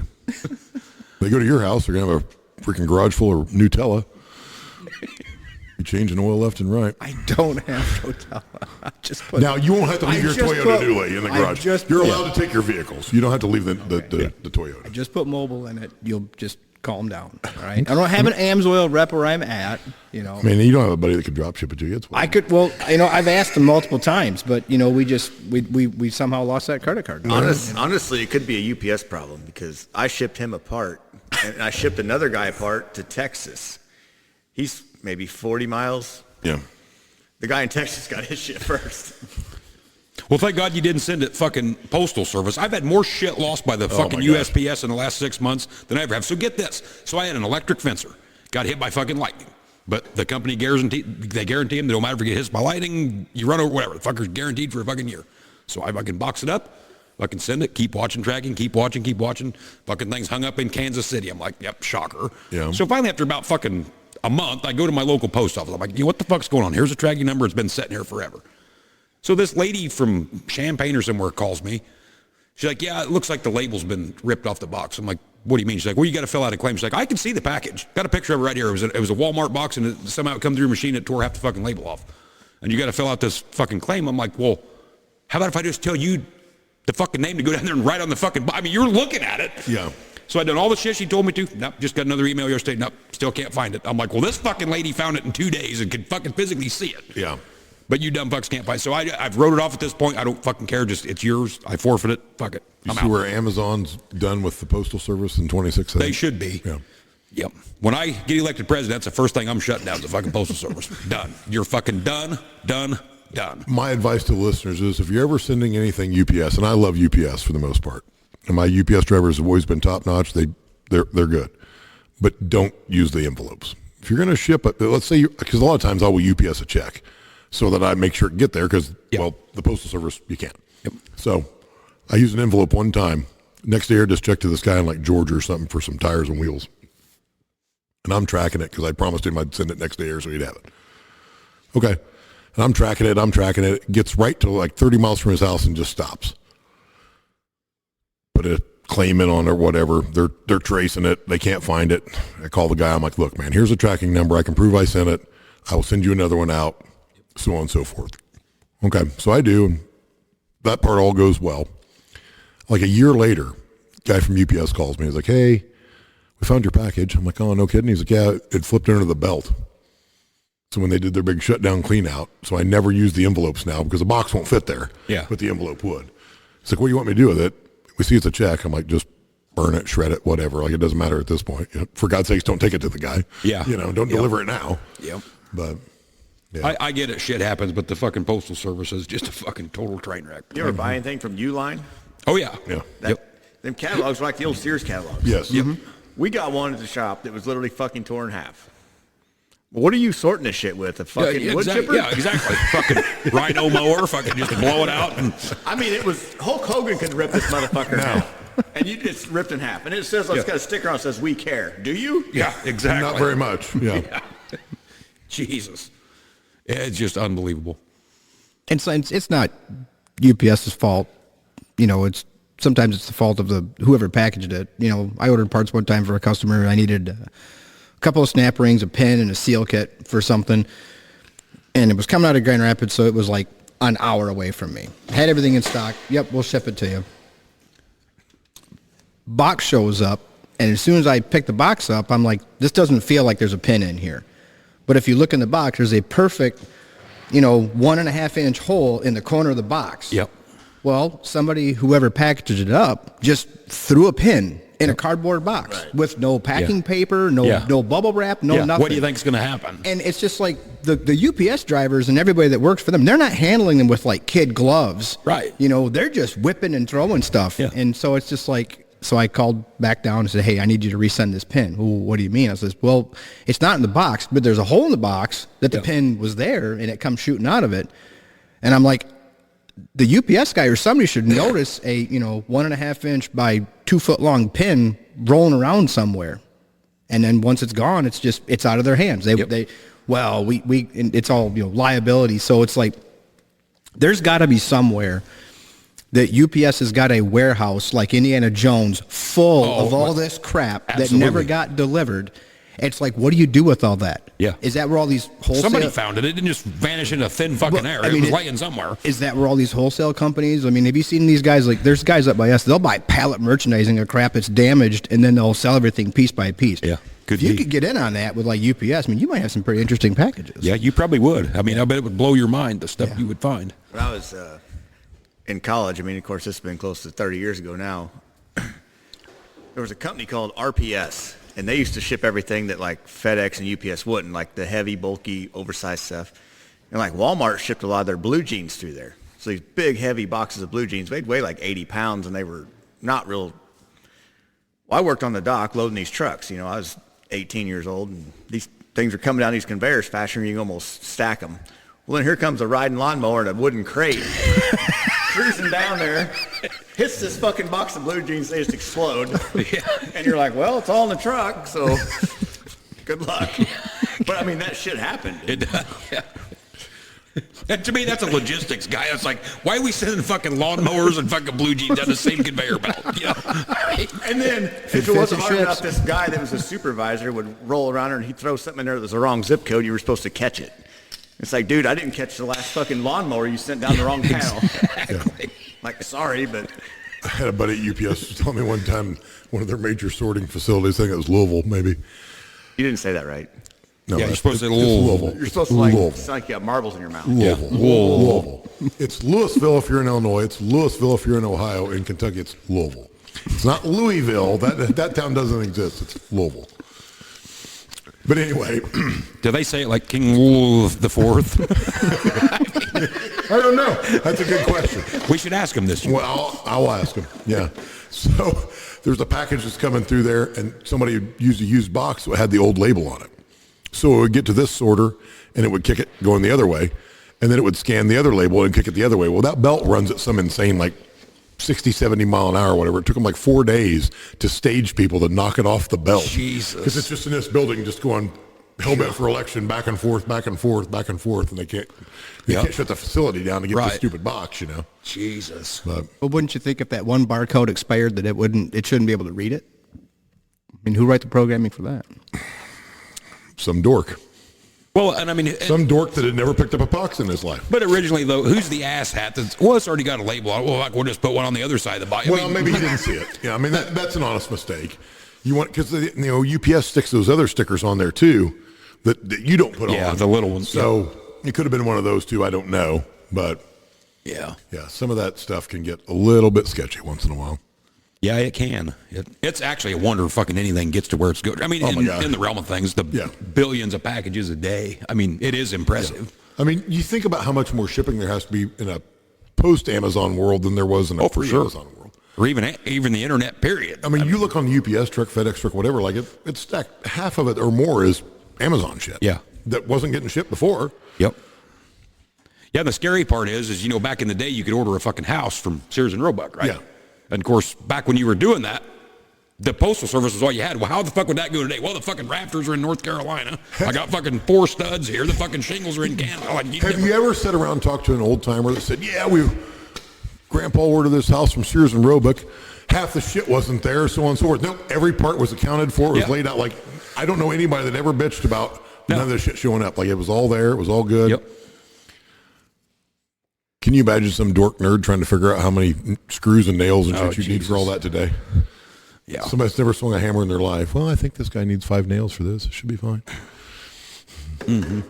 We'll send him a pink hammer. He'll put it together. It'll They be send you a fine. bunch of them gay fucking Allen wrenches like they send with everything. I got so fucking many Allen That ain't wrenches no around shit. here. Yeah. It's like, can we stop with the Allen wrenches? I've got plenty. Yeah. Just Well, let's quit using Allen wrench shit for shit that doesn't need to have an Allen wrench Yeah. for starters. I agree. Let's go with hex.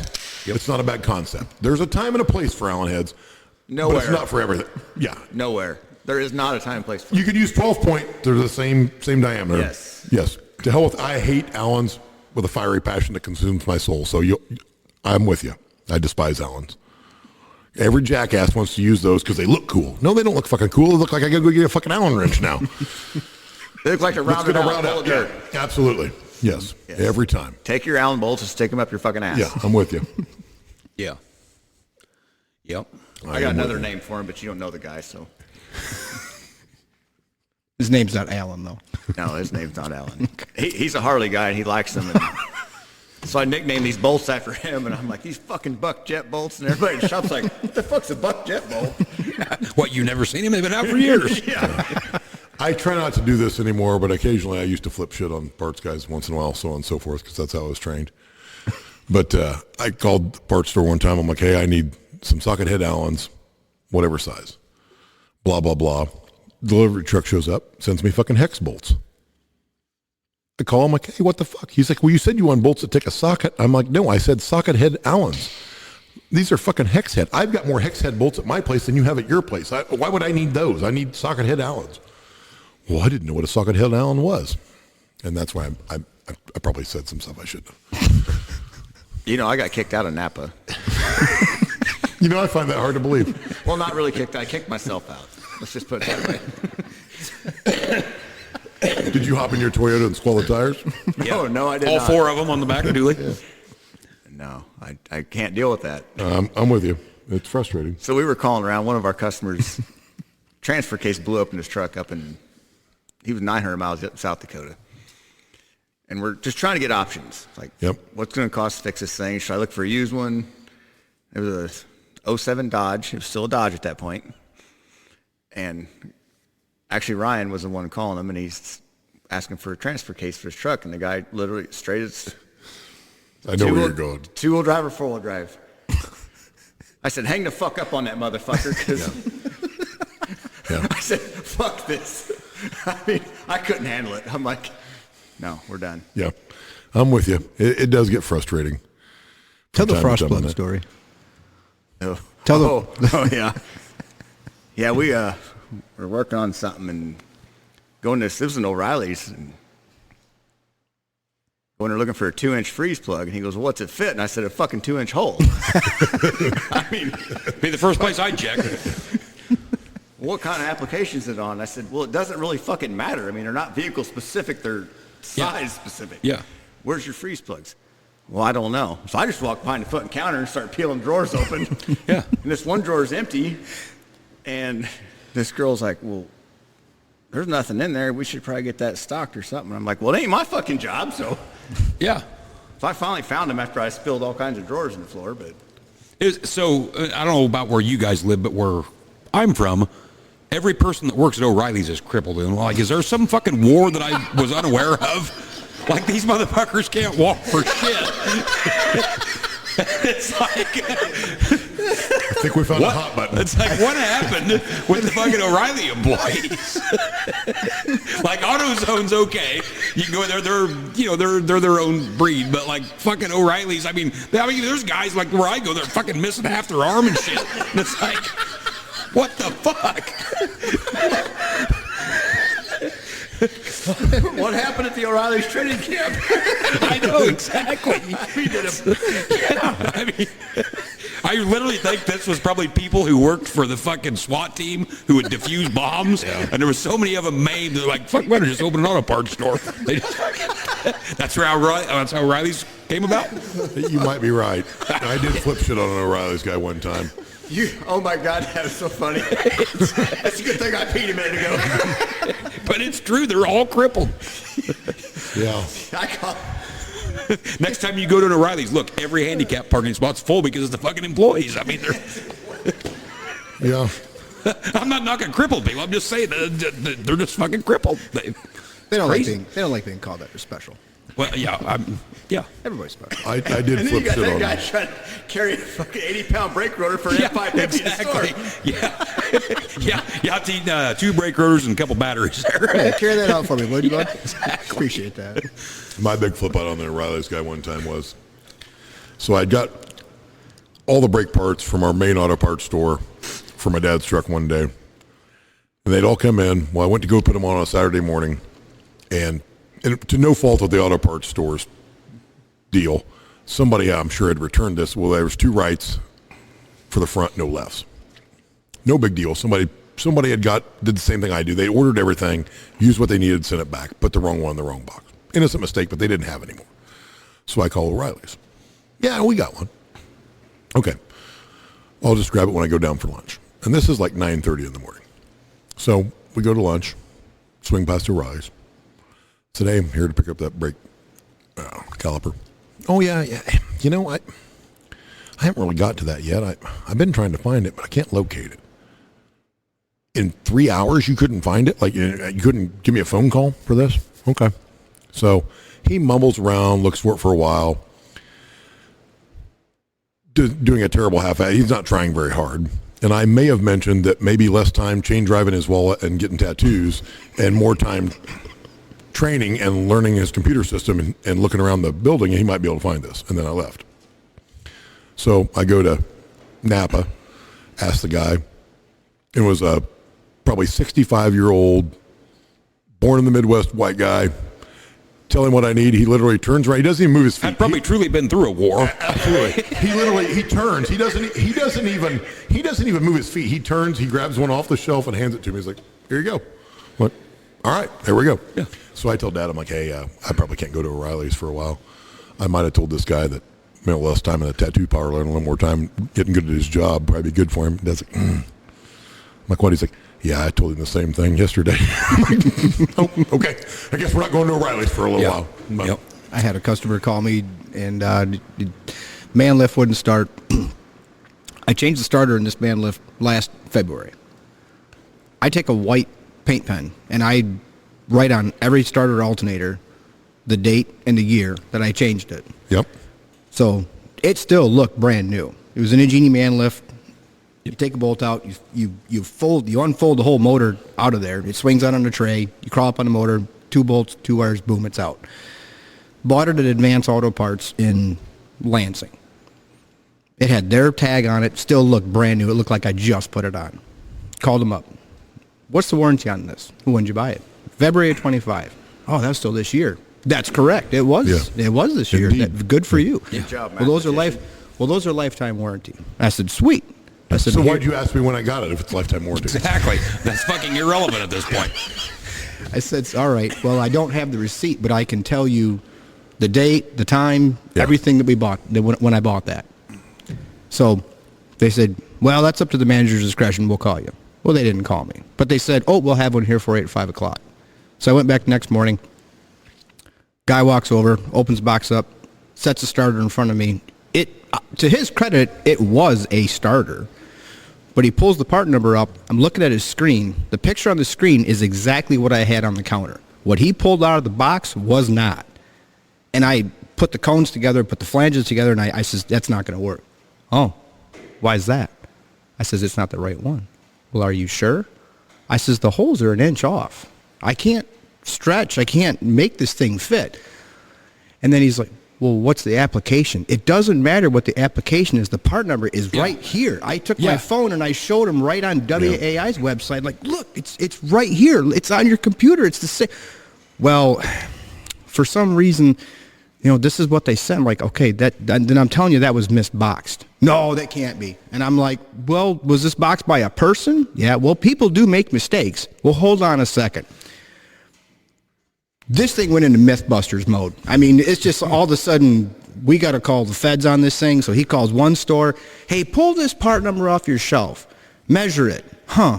Yeah, that's the same thing I got here. I says, why don't you call the original dealer that I got it from? Called them. Yeah, we still got one. Hey, pull it off the shelf and measure it. Yep. Yeah, that's exactly what we got here. Okay.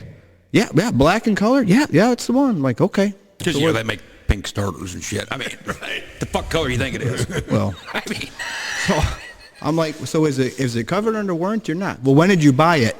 I mean, I was heard to pump that freaking thing. Warranty. It's right on the starter. It says $225. You just called the Cedar Street store in Lansing. They told you.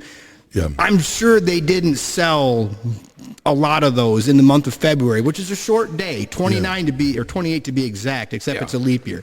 So they got it narrowed down, and they're like, oh, you bought it for such and such? Yep, here's the last 4 digits of the credit card number. Yeah, by God, that's the one. Like, when's it going to be here? Going to be here tomorrow. Great. Is it covered under warranty yet?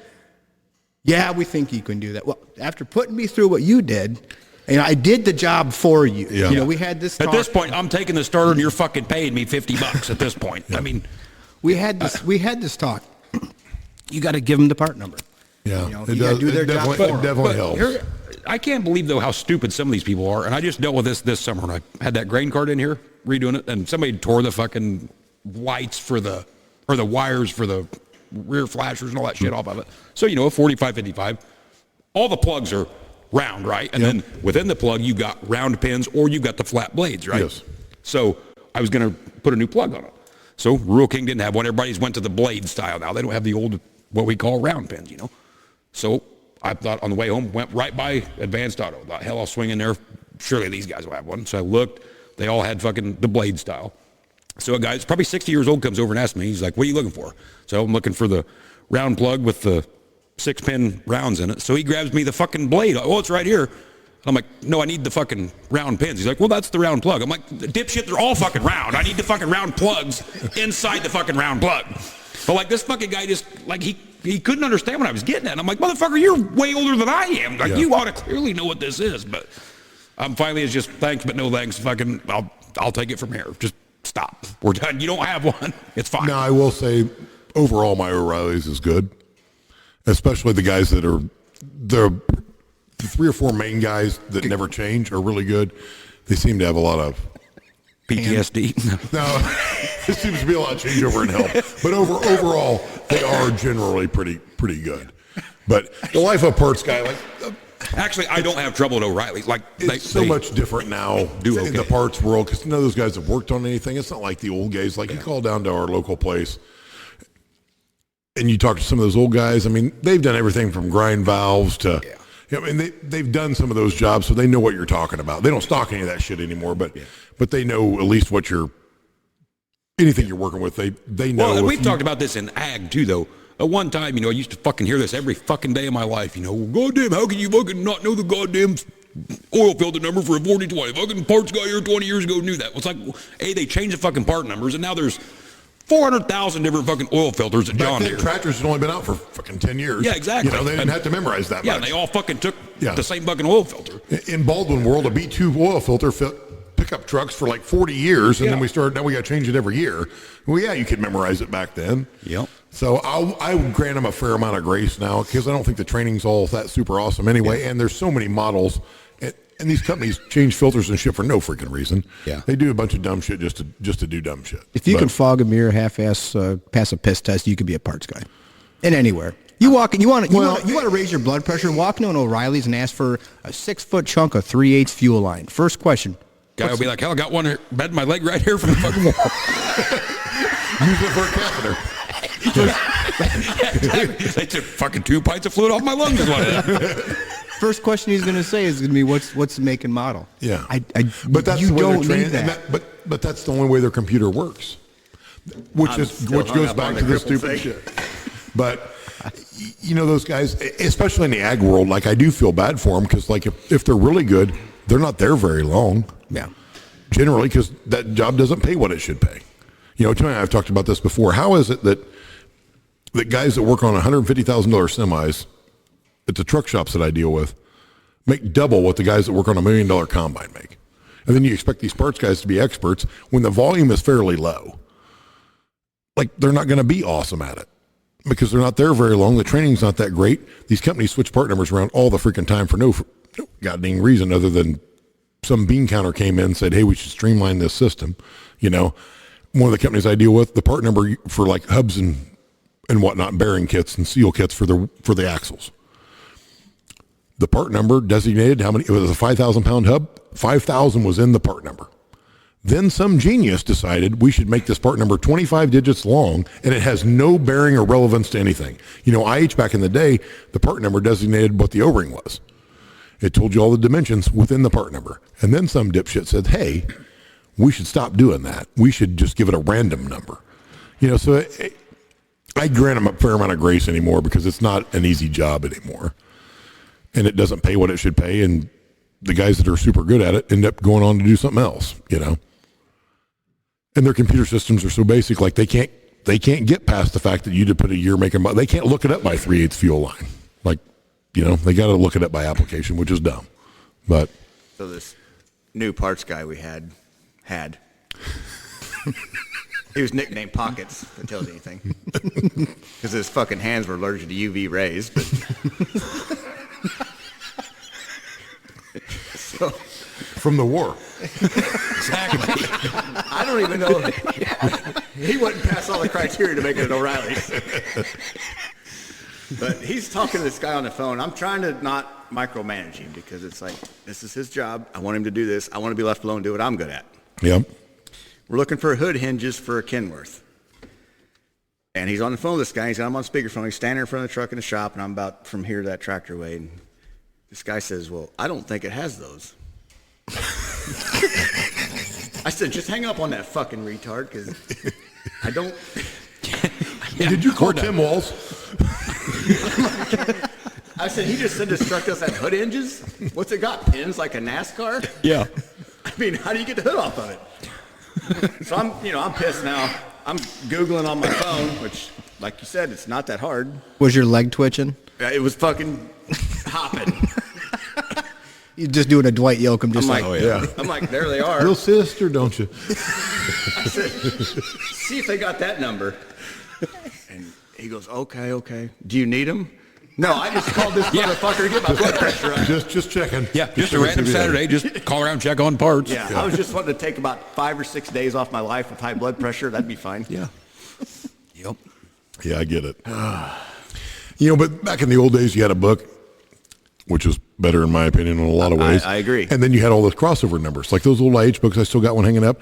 It crossed their bearing number with everybody's bearing number. Of course, there was 6 manufacturers back then or whatever, and they were all in the United States, and you didn't have to translate Japanese to figure out what was going on. And it's like, I've got 539 whatever bearing. Well, that translates to this, and you could cross it, and you could find a bearing. Not anymore. Yep. All the technology in the world, but can't figure out how to do it. I always love it when there's a number stamped in a part, and you give it to them. Mm-hmm. And they're like, well, that number doesn't mean anything. I'm like, yeah, I'm sure they just punched it in there to burn calories and add weight. Yeah, they had spare time. Yep. Yeah. And that's where somebody should be shot. So the number that's stamped into it means fucking nothing. Like, who was the dumb fuck who said, well, don't use the number that's stamped on there. Let's make our own number. I can tell you, some goddamn European, because all these companies got bought out by a European company, and they got to streamline the part numbers. They always got to change them. IH's part numbers back in the day, it was a C1, a C2, an R1, an R2, whatever, and the R past the R meant this is revision 2, different supplier possibly, we made a change, whatever, but same part number. Now it's a totally new part number. We have no relevance to the old part number. It's pretty easy if, like, I tell you I need a 56934 R2, and you're like, oh, we've got that, but it's an R3. Okay, that's a new version. But if I tell you I need part number LBZ4597345,000, that doesn't mean shit in correlation to it. That sounds like a Motorcraft number. That sounds like a Duramax engine. Yeah. But why do Motorcraft part numbers make no sense whatsoever? They are about. They look like a UPS tracking number. It's usually 1F something. Yeah. Yeah. Yeah. I don't understand it. It seems like it could be easier. To me, it sure does, but I guess I'm not a parts guy. I guess it's why not putting me in charge. We're not president and governor yet. I don't want to be president or governor. I want to be dictator. Yeah. And good dictator can solve this shit in no time flat. I agree. Yeah. I'm not looking for 400 dipshits that have never worked in their life to tell me to approve what they think I should be doing. Yeah. I'm looking to make a single decision fast and just be moving on. Sometimes the wrong decision quick is better than the right decision 20 years later. Did I tell you that one of the governors reached out to me a couple weeks ago? Darren Bailey. Really? Yeah. Nice.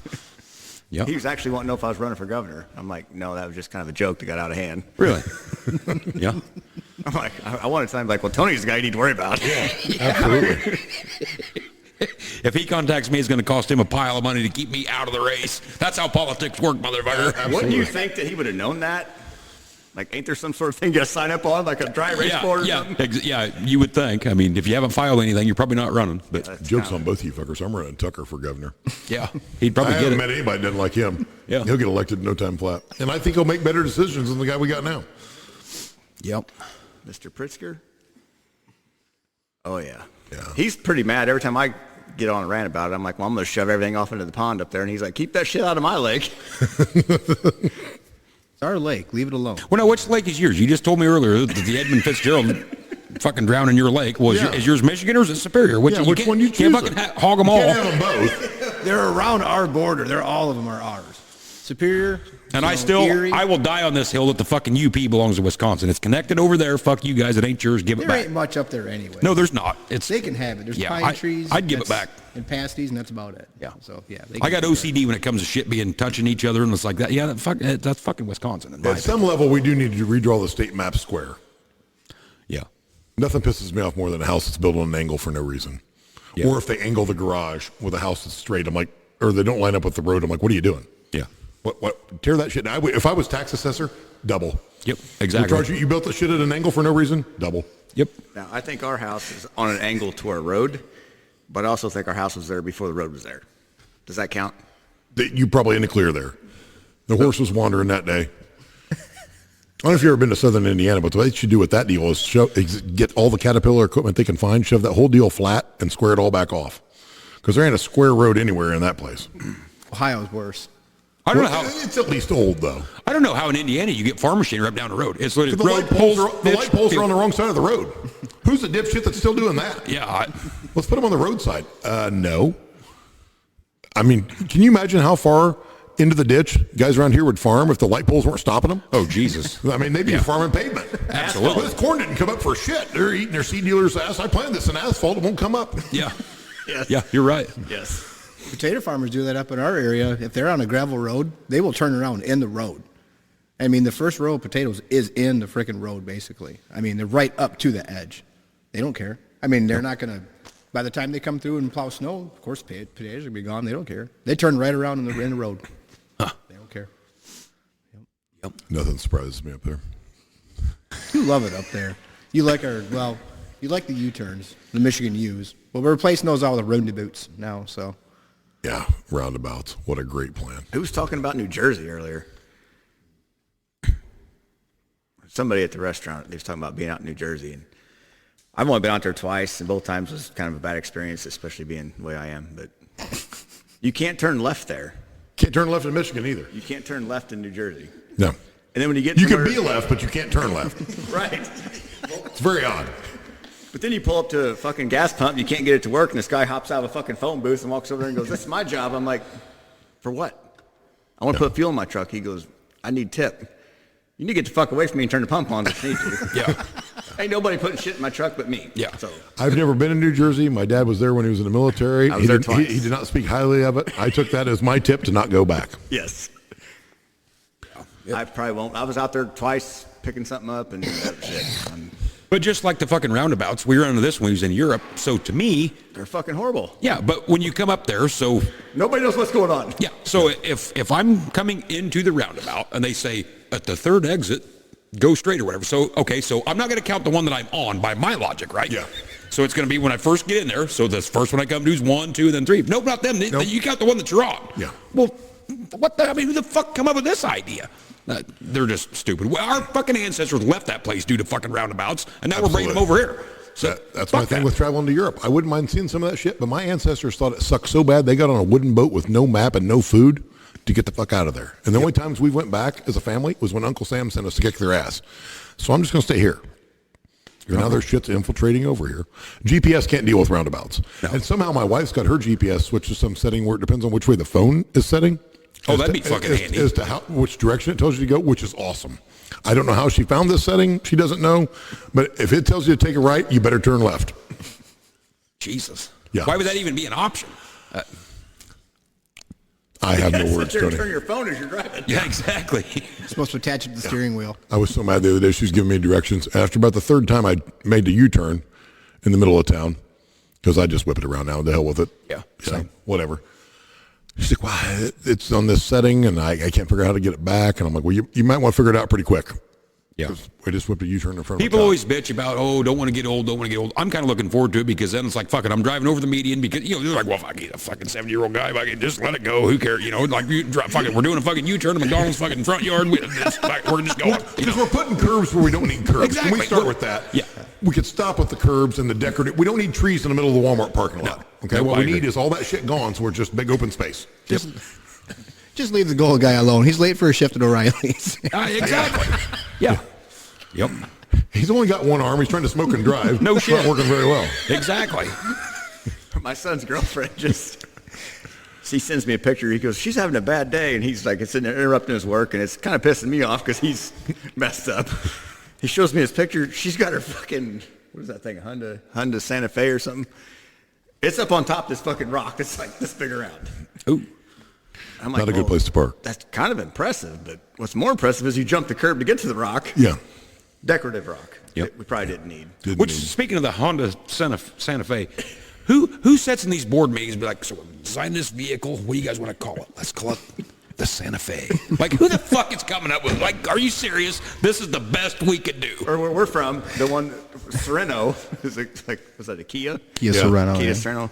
Yeah, well, Sereno's not normally a compliment where we're from. Yeah. Like clearly nobody in Southern Illinois, Kentucky's designing vehicles. Well, No. This got the I new think that's Chevy a safe bone bet. gap. I think that's got a the sa- fucking bone gap. I think that's a safe bet. Yeah. Yep. Yeah. Got But- the old fucking but look at- Toyota Hickory Ridge. But you got the ag manufacturers like, well, we used this number 3 times already, but hell, let's give it a fourth Yeah. term. Yep. Let's Yeah, I just use need a it fuel again. filter for a 9400. Was that a fucking tractor or a combine? Yeah. Stupid. So dumb. I would love to just unfuck these companies. Just These fucking idiots running these are just a bunch of fucking Game Boy kids who've never done a fucking thing but play Game Boys. Like literally 3 generations down from these people ain't even gonna have arms. They're gonna have nipples with thumbs so they can fucking sit there and fucking push their cell phones. That's literally what it's gonna be. You think evolution's gonna take over? I think it is. If this is looking that truly way. a thing, because that's what they claim it is. It's looking that way. Homecoming's tonight. I talked to some local kids. I'm like, oh, you gonna dance with some girls? Oh, we don't do that anymore. Oh, I'm sure you don't. What do you mean you don't do that anymore? So as far as I know, civilization's going to end here pretty soon. Because if they can't figure out the dancing, they're probably not getting to the other thing. Yeah. No, we don't do that.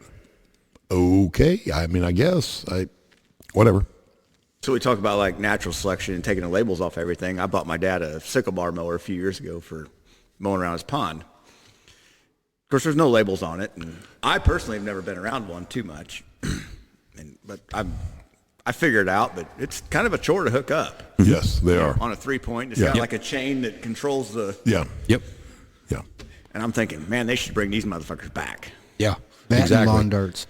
That and lawn darts. I mean, how many people lost fingers over those? Oh, a things? bunch. They're We would have a fuckload of people working at O'Reilly's for a little bit, and then after that, then it's really going to run its course. What happened to you? Well, I was in the war. Yeah. What happened to you? I had a John Deere sickle bar mower. Yeah. O'Reilly's the only business in town. Help not wanted. We got plenty. Everybody else, how do you find all this help? Well, fuck, get these crippled people.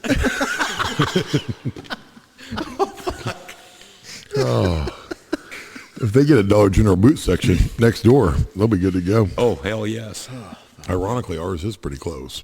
It is. You could get both. Yep.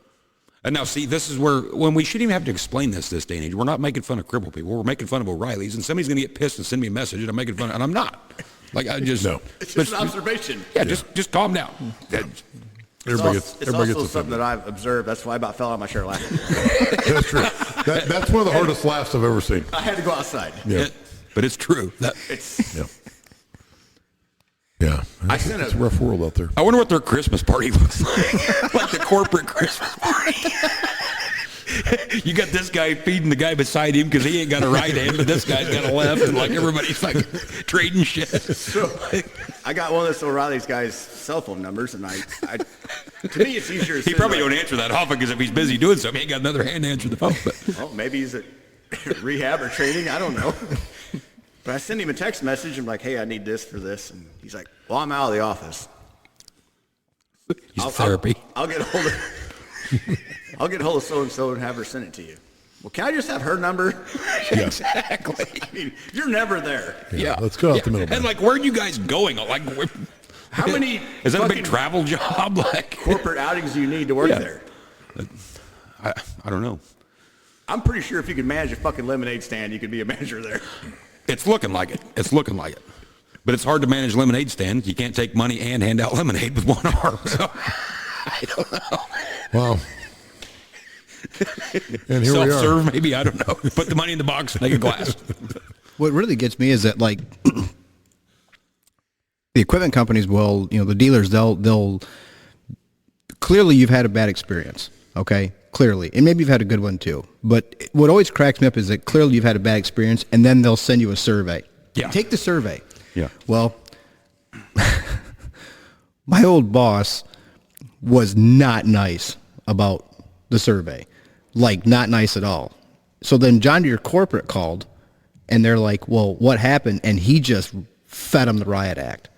So then the parts manager calls me personally, and he's just like, what happened? And I'm like, I don't know. You are the one guys that screwed up. Well, we can't have bad surveys because then that makes our numbers go down, and John Deere starts, putting us under scrutiny and whatever. I'm like, well, I don't know what to tell you, but maybe do your job. Yeah.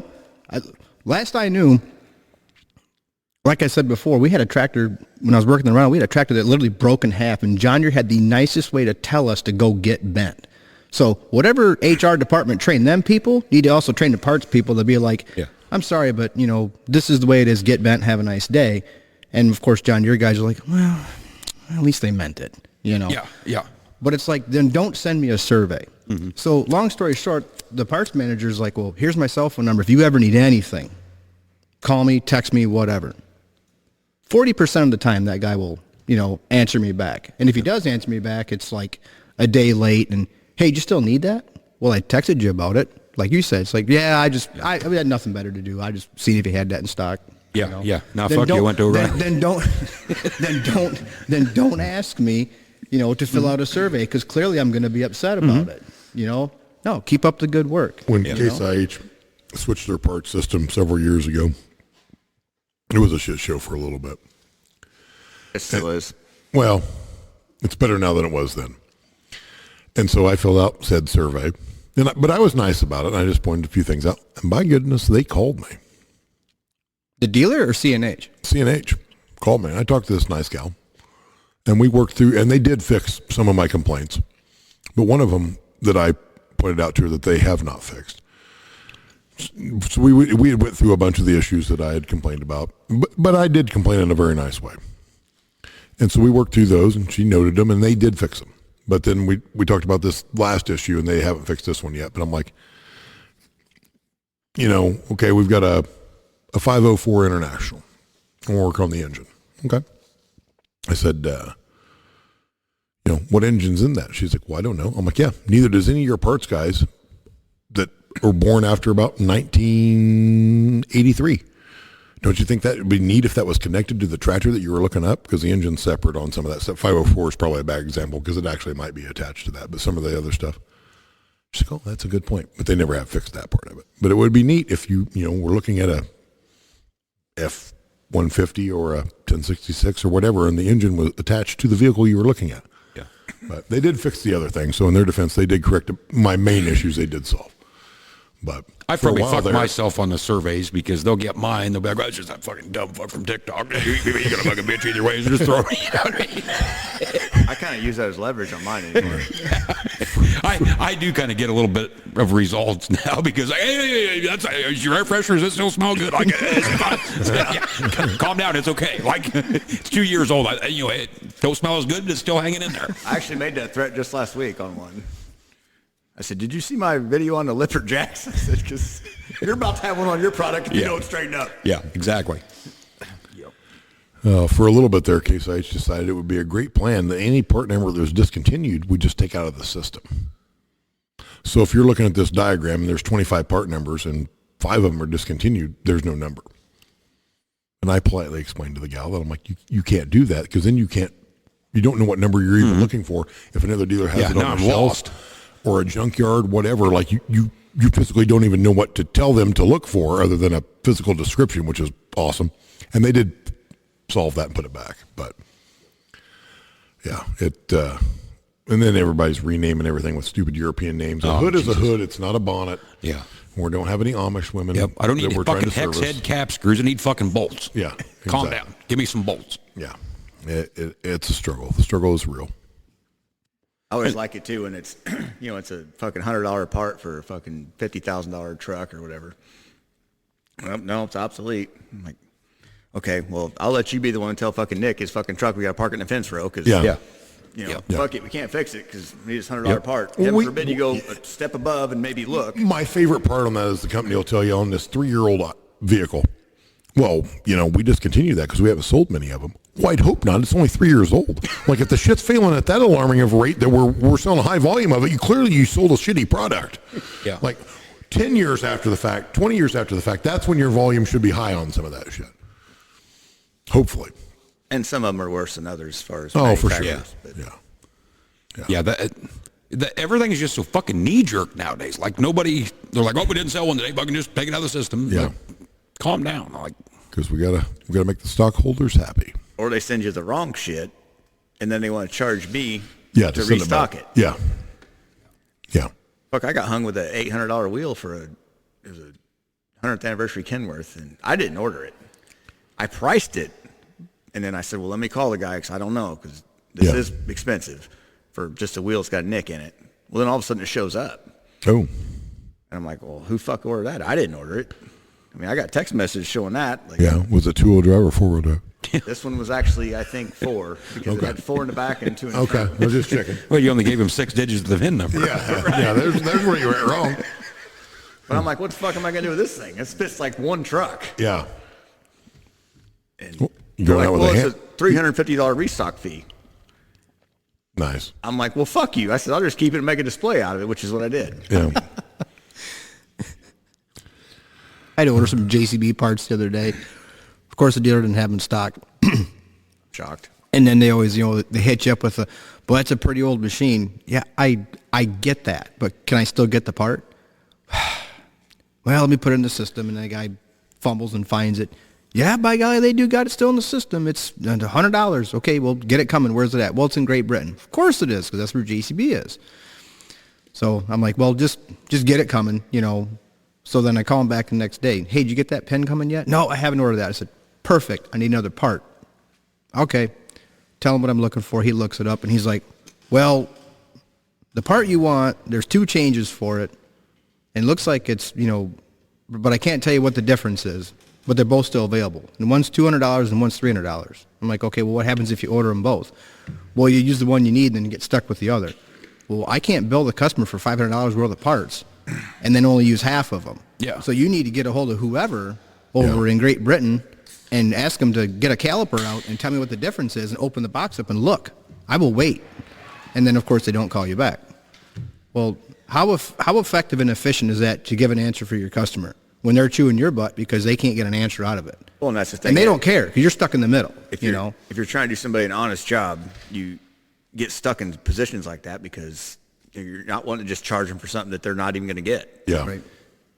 Where if you was kind of, I guess if you was a crooked guy, you would just charge them for both and use the one that worked. I don't know. But I've eaten more parts and put more parts back on my shelf that I couldn't return because the restocking fee was going to kill me. well, that's the way I am. It's like, And then you go round and round with the parts guy, and you're like, well, this isn't right. Well, you ordered it. And I'm like, yeah, but it's not right. This is the part number they ordered. Well, the part number upgraded. Okay. Well, you ordered the wrong part. Okay, but why didn't you tell me this? Well, because you ordered it online. Okay. Well, it's your fault. And they're telling me this. And I'm like, well, why did you order it without calling us? This is because you guys don't pick up the phone. And I couldn't find anybody to talk to. I mean, it's aggravating. Man, is it aggravating. And I don't know what it is. It's like, does nobody want to do the job? Is it a pay thing? Is it just laziness? And that's just abroad through everything. I think it's the laziness thing nowadays. Honestly, I think a lot of the older guys are retiring, and the ones coming in are. Yeah, they don't care. And like I tell everybody that asks me about my job, it's like, I still like the work. I don't like a lot of the bullshit that goes with it. But we're becoming the old men. Okay, so it's our job to try to encourage and train the new generation if they want to actually do it. But they don't want to do it, and I don't know what it is. I mean, what is the thing? I mean, it's like your son still does the stuff, and he likes doing it. My son likes doing it. So it's like, were they just around it so much that they enjoyed it like we did, and they want to do it? I mean, what was the spark? Is it because they didn't, step back at the end of the day and see the progress? It's like, one of the biggest things was when I grew up, and one of the jobs that I had was construction. At the end of the day, you could site a house, and you could look and see what you got done. Yeah, you could see the progress. If you worked for a farmer, he threw you in a tractor and you field cultivated all day, you could look back and you could see how many acres that you did or whatever. But it's just nobody cares. Yeah. And I don't know why they don't care. I don't know why they don't want to. And this doesn't, same thing that you said. Don't flame us because this isn't everybody. There are certain exceptions to the rule. But it's a wide gap of age that people just flat don't want to work. They don't have any self-worth. And part of it is an accountability crisis. Well, and part of it is we got to get back to where people get an ass chewing. Yeah. And maybe if you mess up too bad, maybe you get punched in the face. We got to get back to a society where people get their ass kicked a little bit once in a while and they get yelled at. Like, that's my new business plan. I'm going to start a school where you just send your kids and I yell at them so that they can take an ass chewing. Because that will motivate them to do their job correctly so that they don't get an ass chewing. Yeah. Because nobody can anymore can take an ass chewing. And I don't do that much anymore. My kids can. I'll promise you that. That's true. I've seen that. That does work. But the flip side of that too, though, is I don't give my son nothing. As like, I don't fund any of his stuff. Now if he has something catastrophic happen and he just simply can't afford it, am I going to loan him the money or help? That's fine. But you could bring him in here right now and ask him if I pay for any of his shit. He's going to tell you no. So there's your options. Prime example. If you want to run and have vehicles, that's cool, but you're funding it because I'm not. So. Prime example of, getting in your kid's face. I was riding with my oldest, and it was wintertime. Roads were not that great. He had it in two-wheel drive. Strike one. I said, put this thing in four-wheel drive. All the roads aren't that bad. I'm already uncomfortable enough riding with him, but he needs to learn. He come around the corner a little too fast. Oncoming traffic. We're out in the middle of the country. It was just us and another car. So he come around the corner a little too hot. Car's coming. Truck kicks, over to the right and starts going to this oncoming car. So he wheels over to the right, and we ended up out in the frickin' corn stubble. And I did not say some very kind words to him. And you shouldn't have. It was bad. Yep. I mean, and I felt bad about it. It was like I was telling Curtis on the way down here, what kind of a father would I have been? Would I have been like, Bud, just don't do that. Just be careful. Yep. No, it was... Yeah. That doesn't get you anywhere. There's two things at play here. So, and you can ask any one of my kids. I ain't had to scream and yell at my kids I couldn't tell you last time. Yeah. Because they just know what's coming if this is the way we act. Two, why do you think the fucking military screams and yells at people? I mean, these fucking 18-year-old kids, hey, you know what? Here, we're on fucking Omaha Beach. You guys want to go in there? Oh, you don't want to? Okay, well, that's fine. It'll be okay. Over here's a safe space. Yeah, here's a safe space. No, they scream and yell enough that you're like, okay, yeah, we're running into fucking oncoming machine gun fire. That shouldn't be a problem. Hell, let's do it. I'll just get a job at O'Reilly's when I'm done. And they did it. I mean, Absolutely. Yeah. it gets results. It does get results. You don't like to have your ass chewed, right? Nobody does. Nobody does. But like we were talking about at dinner, it's an accountability crisis. So it's just like, okay, if my son decides to come to work for me, it's my job. It's my business. It's my rules. You work for me. I pay you for your time. You don't own any stock in this company until you say, okay, I want to do, to take over, whatever. So until then, it's my rules. It's my business. Now, Just run it like a boomer and never turn it over. Yeah, you can do that too. Yeah. But here's the thing, and this is the thing that people don't understand, and they can't fit it through their head. We all want to complain about the worst of life, but guess who's in charge of that? You. If you don't like what you're doing, then go do something else. Yep. I don't want to hear you complain about it. Really. I really don't want, because I have that same right. You kind I of can just do whatever negated this I want. entire podcast then. Because that's pretty much what we've been doing. So we would like to apologize And to our this is where I'll listeners. get on my soapbox, and I'm sure everybody is sick to fucking death of hearing me bitch about is sports, because that's all we hear about, right? Is it builds fucking team character. Well, where the fuck are all these teams? Because all I see is a bunch of lazy fucks. Where's the team building? Yeah. I don't see any of it. Yeah. It's horse shit. Your fucking kid is not Jose Canseco. Calm the fuck down. He sucks. He's not going to do any better than junior fucking ball, which you could have fucking paid for the junior college by the time you spent $9 million running all over the Midwest for these stupid fucking travel leagues. Sit down and shut the fuck up. Your kid sucks. Nobody wants to watch him in the fucking 95,000 degree fucking July sun. It's stupid. Stop. Hey, give the fucking kid some tools and make him do something. Why don't they have any trees at these ballparks? Yeah, exactly. We need some shade. Yeah. You got them in the Walmart parking lot, but not next to a ball diamond. Yeah. Right. Yep. Yeah. Can't plant them there. Yep. Yeah.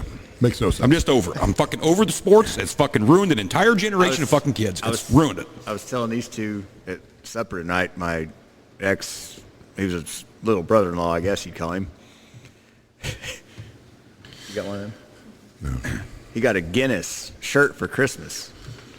And he opens it up and he's like, cool, I'm a genius. I'm like, yeah, you're a fucking genius. Well, he was relying on that football scholarship. That was his mentality. Mm-hmm. I'm like, Yep. he ain't smart enough to fucking pour. Yep.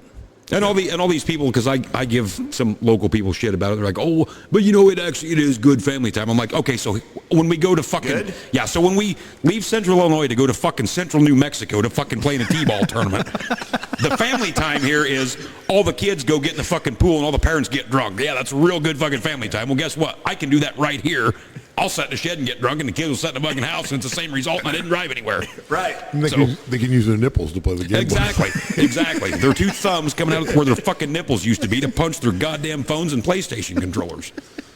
Do you think that's really going to happen? I think it is. Thumb nipples? I mean, hey, we clearly come from monkeys or whatever the fuck they're it going was. to have grow thumbs to play with their own nipples because apparently the boys and the girls aren't going to play with them for them. Yep.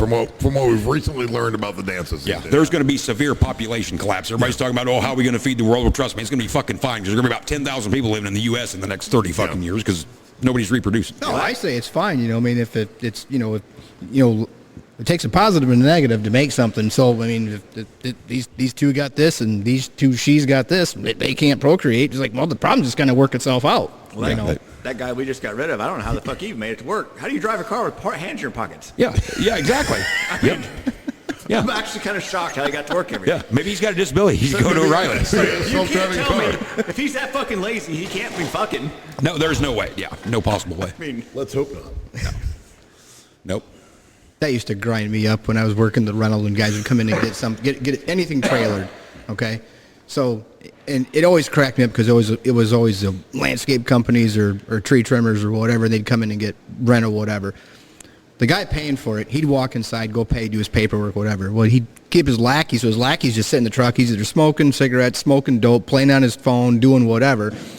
And then the boss man comes back out. Then he gets out of the vehicle, and then he stands at the back of the truck while you're doing all the work with his hands in his pockets, just breathing over your shoulder. It's like, and I told one guy one time, you just go get back in the truck. Yeah. And he looked at me, and I reached that point where I just didn't care anymore. No help's better than that help. I'm done. I can't be around this amount of laziness and stupidity anymore. Yep. I just can't do it. Yep, I ain't dealing with it. I just can't do it. Nope, I'm not. And actually, what's even more alarming, and this, I don't mean this towards any of my followers or whatever, when I made that fucking joke a year ago about a man camp, I'm not fucking shitting you a bit. That was a $200,000 deal. I had fucking people willing to throw money. I mean, I'm talking fucking cash. So like, I'll bring you the fucking money, I'll pay double, and I'll bring you my 2 worthless fucking kids. I mean, seriously, I'll show you the fucking messages.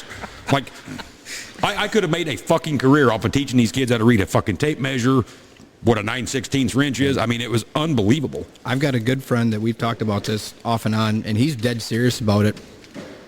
And it's funny how life works out because when I started at CAT, he was there for, I think he was there for 5 years or so. He's about 10 years older than me, but he was there at CAT before I was. And then I started, and we hit it off really well. And we've remained friends ever since. And now the farm he's working at, my son now works there. So it's like he gets like second generation. And he loves working with my son because he's on it. I mean, he'll figure it out, he'll dive in, he'll get to it. And we were talking about it. He's like, man, there's a big old building. We ought to rent that building and hire a bunch of kids, that maybe can't afford college, and we can train these kids to wrench on stuff because that's all it takes. Yep. It's just for somebody just to show the interest. And it doesn't matter what it is, if it's building houses, if it's fixing tractors, if it's doing whatever, just show the interest and then put forth the effort and the energy. I would just start with this building, just let them play dodgeball for about 3 weeks. That would help them tremendously. Just let them play dodgeball with the good rubber balls where you can leave a welt and shit.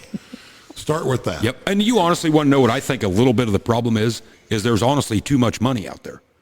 Yeah. And that's what I'm saying is there's too many, or there's the illusion, maybe there's not, but the parents are willing to go $1 million in debt to watch their kids play ball. But even look at most modern farms. Yeah. The kids that are 20 years old didn't work near as hard as my dad or any of those people, so they just kind of fucking squeak through. And I guess that's a benefit to growing up in a wealthy family, maybe, that you don't have to do that. But that's where some of the problem comes from. Like, when my dad grew up, 15 fucking kids, everybody's chipping in, or somebody's starving to death. That's just the way that was going to go down. You didn't have a choice. Mm-hmm. They just worked their asses off. Well, and back to the ass chewing thing, like you that gets results. You do things because you don't want the ass chewing. Right. Like you try to do a better job. If there's no repercussions, what's the motivation to do it right? There isn't one. If there was no consequences for speeding, we'd all drive 120 fucking mile an hour. Absolutely. I still do things the way my dad wanted me to do because I'm like, shit, I know he's dead, but still might chew my ass somehow or another, like, because I've got plenty of ass chewing, so that's how I'm going to do it. But if you don't grow up with that, just do it some willy-nilly way, some half-ass way. I tell my kids all the time, like, why are we half-assing this? Let's whole-ass it and get it done right, half-assing it all the time. I started my kids out young. I'll never forget it. You can ask my wife. She still talks about it this day. Before this shop was here, and it was shortly after we moved here. was tearing out a pad of concrete out here. Had the tractor and loader and was going in, getting big chunks of concrete and putting them back here in the washout. And I told her, I said, send the kids out. And they were fairly little at the time. Because you know all that shit, I'm not going to sit here fucking around trying to get all that shit in a bucket. I'll pull up here, get a big bucket, and then you guys throw the little pieces in. And they fucking stand there not doing nothing. So I'm sitting there fucking waiting. So I'm like, yep, fuck you guys. So I take the first load back half full because they won't throw nothing in. Getting pretty pissed, driving back the second one. They fucking don't do it again. And that third one, I come off that tractor. I mean, I just started fucking screaming. Told them they was all fucking worthless. Just get the fuck out of here. I have no fucking use for this shit. If you guys ain't going to fucking help me, just go straight back to the fucking house. Of course, they all fucking take off bawling. Well, then, here 5 minutes later, here comes the wife. Well, you can't be calling the kids pieces of shit. I'm like, well, yes, I can because they were. They were pieces of shit at the time. Like, I love my wife to death, but she takes such offense to a random rant name call that I don't mean. That's how I am. Necessarily, but I'm like, in that moment, they were whatever I said. Do better. Exactly. Do better. Like, yep. By God, after she coddled them and sent them back out, it was Johnny on the fucking spot. They all abandoned and they got to go. I'm like, you wouldn't have made it very long with Ferd. I can just tell you that right now. No. Like, for the longest time, I thought my name was asshole. My brother's name was dumb motherfucker. Exactly. And we would answer to that because that's the only thing we'd ever been called. Yep. You know? But I haven't had to scream and yell at my kids in a few years now. A lot of these young guys, though, when you got them like at the shop, if you do get on their ass a little bit, they just quit. They fold. Yep, fold like a fucking deck chair. You know, so it's like, which to me is like, fine, fuck you, just get out of here. Go to O'Reilly's, fuck you. That's why I want to start my business where I just chew their ass all day. You absolutely know I'm not going to be able to call O'Reilly's next week, right? Yeah, I know. You're going to be sitting there thinking when you're on the phone, how many fingers this guy got? I'm going to be fucked with O'Reilly's for like the next 6 months, possibly more. Yeah, no doubt. Yeah, it's not looking good for us at O'Reilly's. I'm going to go there. I like my O'Reilly's guys. They're super great. They bring shit to me within like 15 minutes. You better hope the rep will come in on fucking Monday with his. They probably listen to this shit. I'm going to try to buy a spark plug fucking gap gauge and get hosed on this deal, but whatever. It's fine. Fuck it. I'll go to AutoZone. You seen those AI videos on TikTok for AutoZone? Why is everything so dusty in here? It's just everything. Terrible. But yeah, sometimes you just got to chew ass and move on. Well, everybody takes everything so personally now. Yeah. And you know what, though? Honest to God, contrary to popular belief, you could ask any business around here. I don't know that I've ever chewed anybody at John Deere's ass. Or shouldn't have to. No, and even if they mess something up, shit happens. Yeah, I have never ever flew off the handle with them guys ever. I haven't done it in a long time, and I can't honestly say that. Shocker. Done it 3 times a day. What the fuck are you talking about? No, it's usually I get to the point, but the one good rant I had with my one auto parts store was they've got a warehouse on the other side of town. And nothing infuriates me more than they want to send me to the warehouse. Okay. So I call, and I give them plenty of time. I call about this part, I'm going to pick it up, but there was plenty of time to get it from said warehouse to the store. Go to the store, it's at the warehouse. All right. Not happy about it, but I'll go to the warehouse. So I go down to the warehouse. They're like, oh, we don't have that. We sent that to the store. Of course you did. Okay. I go back to the store. Like, no, that's at the warehouse. I'm like, I was just at the warehouse. They said it was at the store. No. I go back. So I go back to the warehouse. They're like, oh, yeah, that guy stopped for gas. Now, keep in mind, these two buildings are not that far apart. They're half mile. There's not a gas station between there. Yeah, you didn't stop for gas. You went out of your fucking way to get gas somewhere. Yeah, absolutely. You think a phone call would have alleviated this problem? It was this time of year and there was snow on the ground, and I whipped a nice big shitty in the parking lot. And I called my salesman. I'm like, you better send that up with somebody. I'm going home, and that son of a bitch better be there pretty quick after that. And by gosh, that guy had a full tank of gas, and he drove it up to me. Yep.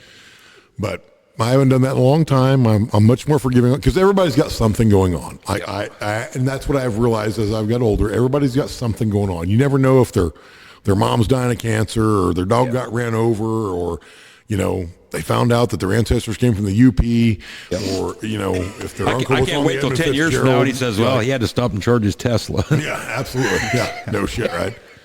So I'm much more forgiving on that these days. But, man, there's a whole generation out there that they just flat don't care. No, they don't. They don't care. As long as if they've got Wi-Fi, past that, they don't care about anything. Nope. Like, you take Snapchat away from this younger generation, and they are literally crippled. Oh, absolutely. The Absolutely. thought of sending a text message is mind-boggling to them. Well, we're going to snap that to our friends. Well, why don't you just send them a text? Oh, I can't do it. And they're thumbing this phone to death. You can't have a conversation with them because they're too busy snapping.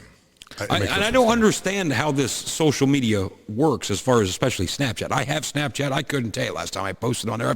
I probably had it for 5 years, and if I've made 3 posts on there, it's a fucking miracle. So went to North Dakota this summer. Bob and one of his buddies was sitting in the back. They were doing whatever in the fuck. Snapping each other, probably. Probably. So we get to where we're going to stay for the night. So the wife goes in to check into the fucking hotel. I'm standing in the back there fucking smoking. Can't smoke in a fucking new van, heaven forbid. So it's like, all right, fine. So I'm standing at the back smoking, and I'm looking through the back glass at these two, and they're both on Snapchat, literally fucking taking pictures of their feet. Of their feet. The fucking back seat. Of all. I'm like, it's not hard to see why they're not dancing with women. yeah, it's like, what in the fuck are you guys doing? Like, I'm way out of touch. Like, My I nephew get the it. same My way. dad was out of touch with my generation, but it's like, but like we've reached a whole new fucking level. It's a whole new level of tomfuckery. Yeah, it's out there now. Makes no sense to me. No. I don't know how you unfuck this, but Yeah, ass Higgins, I suppose. That one fucking yahoo worked for me. Couldn't even file an envelope. this is true. That's true. I seen the video. Yeah, True story. Sent you a box of cornflakes though. the struggle is real. He didn't have no problem getting home the unemployment line, though. Oh yeah, I'm sure he didn't. When was the last time, we'll go around the table, when was the last time, Nick, that a younger person actually looked you in the eye when you talked to him and would shake your hand? Actually, not very long ago. Okay. There's still some kids It's out there. because that you're are- intimidating. That's not true. It could be. I've taught Bob not to be a pussy. When you shake somebody's hand, don't shake be it like a some man. limp fucking wristed. Nothing pisses me off more than a limp-wristed handshake. I just want to grab a ball bat and just beat you in the face. Exactly. Let me guess. You fucking played center field for fucking baseball. Let's face it, you never shook a hand that hadn't had a dick in it. Grab it like you fucking want the son of a bitch and do something with it. Fucking limp-wristed fucking hand. Oh, I can't take a limp-wristed handshake. What do you do when you go to O'Reilly's then? Well, you don't have to. They ain't got one arm. Exactly. Motherfucker ain't got no hands. Actually, it wasn't very long ago, my wife even commented, like, did you notice those kids introduced? And I'm like, yeah, I did. And I was very impressed. But in general, and not so much. Yeah. We got a couple young guys coming there that, like, they really respect my opinion and everything, and they, younger farmers, like the one, Will, he's a 3rd generation that I know of. I mean, he might be even 4th generation, but to my knowledge, he's 3rd generation. He always comes in there and very Respectful. polite. And, yes, and he's a good working kid, and I like seeing that because it's like, well, at least there's that fucking chance. Yeah. Yeah. And there's a couple others they're what, Dugan boys are probably. I just talked to Bob tonight, and he looked me in the eye. So I would say like me at a farm show where you shake hands with a lot of people, it's probably 1 or 2 out of every 5 that. I'm saying younger guys like 20 and under. Yeah, that's what I mean. Like, Okay. Yep. It's definitely by no means the majority. Yeah, yes, that's what I was going to say. To what Josh was saying, it's the exception, not the rule. Yeah, for sure. Yeah. Yep. Yeah. Because that was the thing. I mean, my dad's like, when you go to work for somebody, it's yes or no, sir, until they correct you. Because, I mean, I've had older adults, yes or no, sir, and they say, no, that's not, sir's not my name. I wasn't in the Army. You call me this, or whatever. And, it was always yes or no, sir, please and thank you. You respected their wife. You respected their business. You respected everything that they had because they were honorable enough to give you a job. Mm-hmm. And nowadays it's just, oh, well, I just expect this. Yeah. No, I don't, and it's just not, it's not the same. But there still is a good fair amount of younger guys, that do want to do the work, but it far outweighs the demand. Yeah.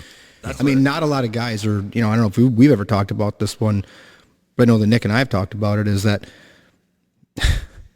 for us in the age we are right now, it's nothing for us to own $50,000 to $100,000 worth of tools and keep constantly buying more. And my wife cracks me up because she's like, geez, are you ever going to be done buying tools? And no, it's never going to be done.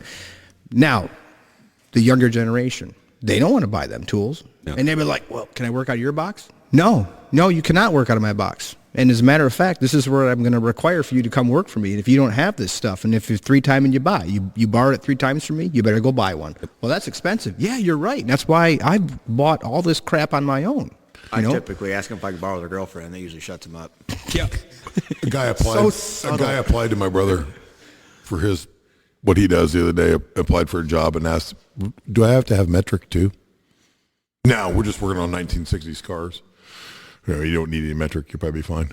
I'm like, yeah, you're going to have metric too. But working on Caterpillar equipment, newer Caterpillar, he asked if you had to have metric, which I can kind of get that because there was a time frame there where they had metric and standard hardware on machines, depending on where the engine that guy came should have from. been drug out and fucking beat to death. Yes. Metric is a useless We'll get that fastener. out of the way You right shouldn't fucking now. have to have any metric, but you do have to have metric, unfortunately. Honestly, one of the things that scares me about my business is kind of what we're talking about is a lot of our customers are my age or older. So if there's not people taking their place, that are going to farm and run trucks and this and that, I'm kind of in that, all of us are, we're kind of in that limbo range where all the good guys are like kind of older than us, but yet there's not as many coming up that are Our generation is literally the generation that got completely fucked on everything. We are in fucking la-la land and just leave me the fuck alone. Fuck it. Yeah. I'm done. Fuck it.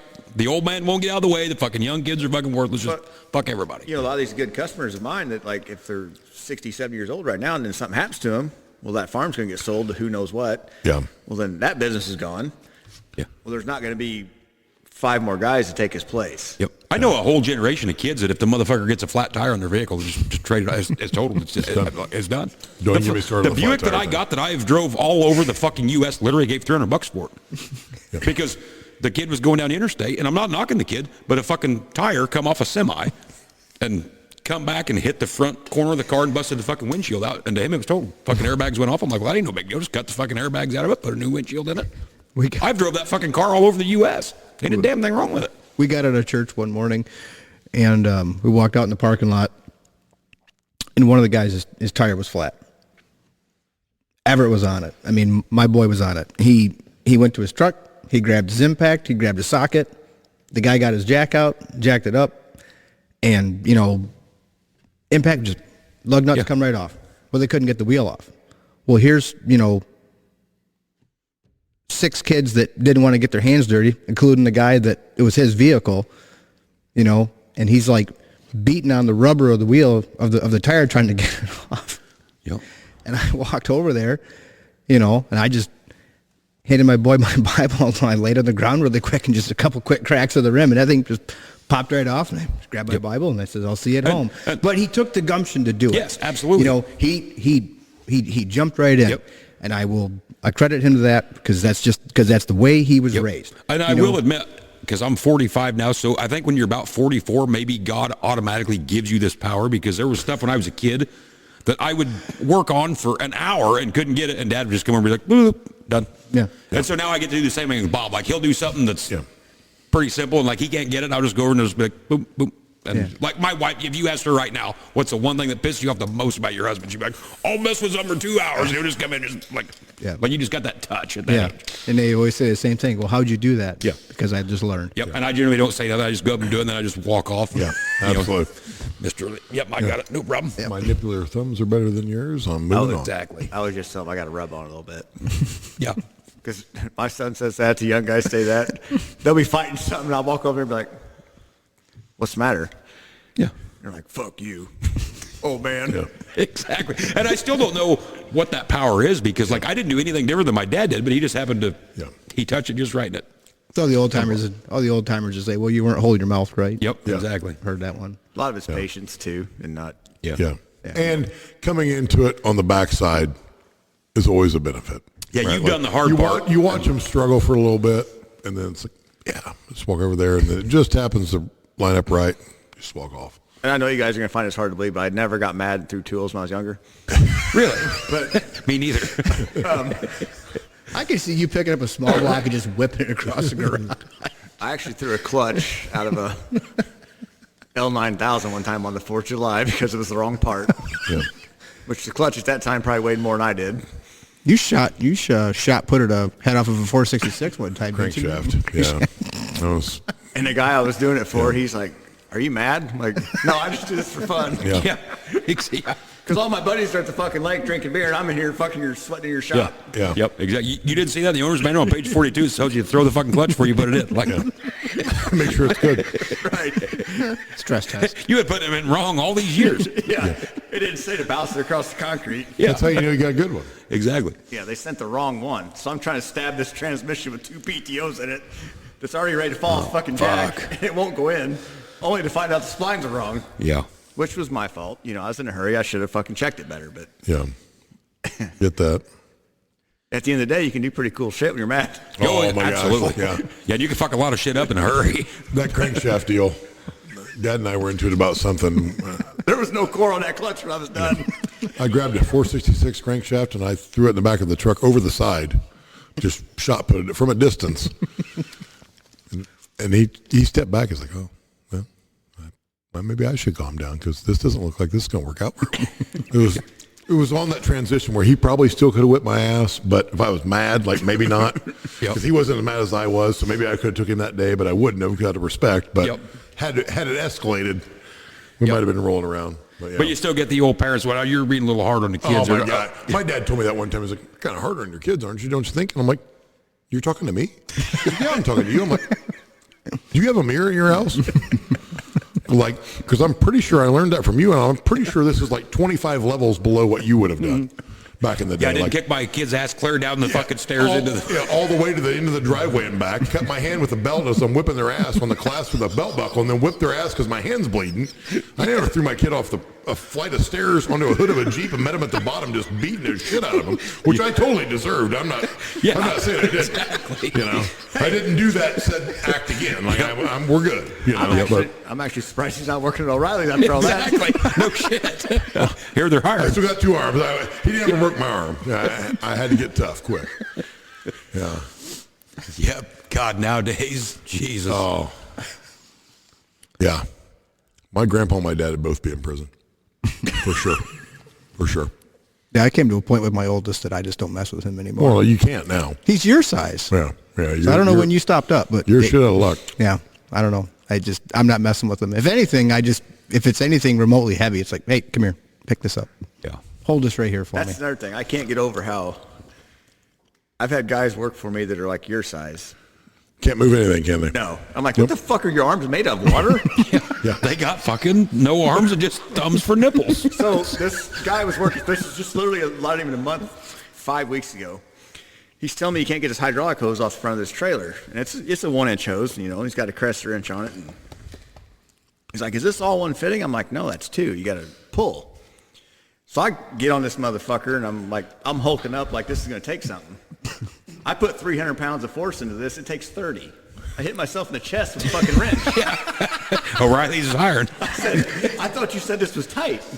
Yeah. He goes, well, I couldn't get it. It's probably tightening it, not Get loosening fuck it. away from me, water arms. I was moving something here. We were rearranging a bunch of stuff in the back lot here a couple years ago, and sulfur tillage weights have a little hook on the top of them where you hook a chain to them if you want it, if you were a candy ass, and swing them on there. And I was just grabbing them with one finger and picking them up and saying, well, they're 100 pounds. And the guy that was working with me is like, how are you doing that? I'm like, well, my mom didn't raise a bitch, and I'm just picking them up. Like, how else are you going to do it? He's like, I don't understand how you're doing that. I'm like, well, I put my finger through it, and then I make a fist, and then I just pick it up, and I set it over here. Same said guy was trying to get the weights off the front of this tractor. He's like, they're stuck. I'm like, they're not stuck. So I pick one up, and I'm like, see? Not stuck. Set it back on the tractor. He's over there. He's just hunching this thing like he's just going to town like a dog on a bone. Just hunching the shit out of him. Like, he's like, they're stuck. I'm like, so I grab it, pick it up with one hand. Again, I'm like, it's not stuck. Set it back on there. Why do you keep setting it on there? I'm like, I'm not taking them off for you. I give it that job to you. Yeah. Well, they're stuck. I'm like, they're not stuck. You just have to put some force to it. And I'm like, a little less time in the gym, a little less time doing this. You know, maybe. Yep. Whatever. Just, how about you go home, get 3 straw bales, and just stack them for a while. Whatever. There's definitely a difference between show muscles and go muscles. Absolutely. Absolutely. Yes. A lot of that has to do with ambition. Yep. But yeah, and at some point in time, if you get mad, you get real strong. But I mean, strong enough you can kick a door back shut after you fold it around when somebody hits it. Yeah. But Yeah, neither that's here nor fact. there. Yeah. I don't know. It's going to be interesting to see where it's at in the next 20, 25 years. You know, if Maybe I pick good, a maybe tire bad. off a tractor, off an old school tractor, they're heavy, but they're not unmanageable. And I'll just walk it to wherever I need to put it and lean it up against something, do the job, wheel it back. And everybody always wants to help with that. No, don't help. Some jobs are easier by yourself. Absolutely. They're like, how are you doing that? I'm like, well, I didn't pick it up. Like, you just have to manage it. Yeah. It's not that hard. Well, I can't do that. I'll never forget, this has been like 6 months ago. I go to TSC. I got this whole load of feed. I'm wheeling out on the cart. This kid's going to help me because he's dying to get out of the store. So he opens the automatic doors for me by walking first. We get out to the truck. He's like, you want me to get up in the back of that truck? And I'm like, no, I'll just chuck them in there. I'm like, I'm going to load them as soon as I get home. They don't be stacked perfect. Well, I'm just going to chuck them. So I just start grabbing them while I'm throwing them. He's like, wow. I'm like, what do you mean? He's like, I can't believe you can do that. I hope I can do that someday. Now, keep in mind, he never touches the bag. I'm like, well, you're never going to get the strength to do that by watching me do it. Like, you can stand there all day. You're probably not going to get any stronger doing it. I'm like, bud, I'm 45 at this point. I'm like, I'm 45 years old. You're 18. If you can't do it now, it ain't looking good for you. Now just keep chucking them. And he just keeps watching with this big weird look on his face. Like, I have never seen anybody do that. Pick up a 50-pound bag of feed? Like, this is dog food, for God's sakes. Like, It makes you want to. don't buy a pet. At least if you do, get a cat in a box. Yeah, Tupperware container. It doesn't need much. Yeah. It literally makes you want to give the kid your daughter's phone number and then be like, don't ever call this fucking number as long as you live, ever. I Because kinda just want to go back and get him a shot put. Like, here, go home and throw this for a while. So this is the education system too we're dealing with. Is this kid came from this other business? We put some tires on for him, and he comes up there, and they're, I don't know, I think they were 19.5, like for a 550. Yep. And they're heavy, they're on steel wheels. And he's trying to get them up on the bed of this truck, and he's having a hard time. And he goes, man, these are heavy. And I said, well, they got 90 pounds of air in them. And he goes, that's probably why. Oh, my gosh. Did you get him a Genius shirt? let the air out, then we'll get lighter. I fucking had to kind of walk away. As much as I wanted to help him, I'm like, I can't help him because I'm laughing too hard. Yeah. But he did not know the difference. No, I'm sure he didn't. He didn't. Yeah, So I'm sure he's he probably did. going around telling everybody that, hey, if Oh, you yeah. load tires in your truck, make sure you let the air out of them first. Yeah. You ought to see these fucking tires I picked up. That 90 pounds of air plus a fucking tire in the rear might. Goddamn, the fucking things weigh Old 150 fucking pounds. Honda still tires are already in them, and they're 90 pounds. Yeah. Jesus. Tire moving has a lot to do with technique. It does. It does. So this has been years ago. One of my great customers back in that time frame, his name was Bruce Skinner. God love him. Great guy. He's passed away now. But he had this guy that came around with him once in a while, and he called him Puppy. But this guy was like 6'10", just a mountain man. He was the smallest in his family, which is why he was nicknamed Puppy. But so he used to work for Bigfoot. And so these strongman competitions came to Bigfoot because they wanted to flip tires. So they're going to practice flipping these tires. So they're out there humping this and trying to do this, so on and so forth. So Bob Chandler walks out with a candy bar. Tells the other guys, hey, watch this. He's like, hey, Puppy. Waves this candy bar at him. He starts flipping this tire, passes all these guys by a mile, sits down, eats this Snickers bar, leaning up against the tire because they didn't know the technique. They're out there struggling. They can't get him, but that's what the guy does for a living. He's moved tires 1,000 times. So he literally outflips these guys by light years and sits there and eats a Snickers bar. Yeah, my buddy Brian that brings tires to us, his nickname's Tank. So Yeah. that should tell you something. Yeah. He's our age. He's probably you, me, and maybe him put together, size-wise. And my tire racks are, 1, 2, 3, 4 high. Yeah. Well, he was showing off in front of these guys one day, and he's like, I can put them tires up there by hand. 'Cause we put them up with a forklift. Yeah. He takes it so much like a basketball, and he's like, Jesus. and these guys are like, I'm semi-tire. Yeah. This is 22.5 or something like that. Oh. And they're like, that's pretty impressive. I said, now you want to fuck with him? Not so much. Not so much. He has no chance of employment at O'Reilly's. No, he's way too agile. The same guy got fucking, some guys pulled a gun on him down in East St. Louis. Some truck stop. He pulls the gun away from him, beats the shit out of the guy with it. Lays him on the ground and pretty much calls the police like, I say, he's got a dead so-and-so laying on the ground. You may want to come check him out. Nice. Yeah. Well, back to a society where people get punched in the face for doing dumb shit. That's why crime's so rampant. Absolutely. His nickname is Tank. Yeah. Yep. Not Yeah. because he likes fish. Yeah. Yeah. Yeah, I mean, fuck, here in Illinois, you can't even fucking call the cops now. Like, somebody breaks into your house, you just got to let them steal your shit. You after the Safety Act. I mean, Yeah, I'm probably not going to do that. yeah, it's, Tank didn't either. Yeah. The cop said, we'll need a statement. He's like, no, I'm out of here. Yeah. Yeah. He's like, no, I ain't sticking around for that. Yeah. Yeah. This guy's over here. yep. I ain't got no cell signal here and I ain't got a landline. Yeah. He can tell you what happened. Yeah, they pulled a gun on him. He just beat his ass with his own gun and left him laying there. Don't blame the guy.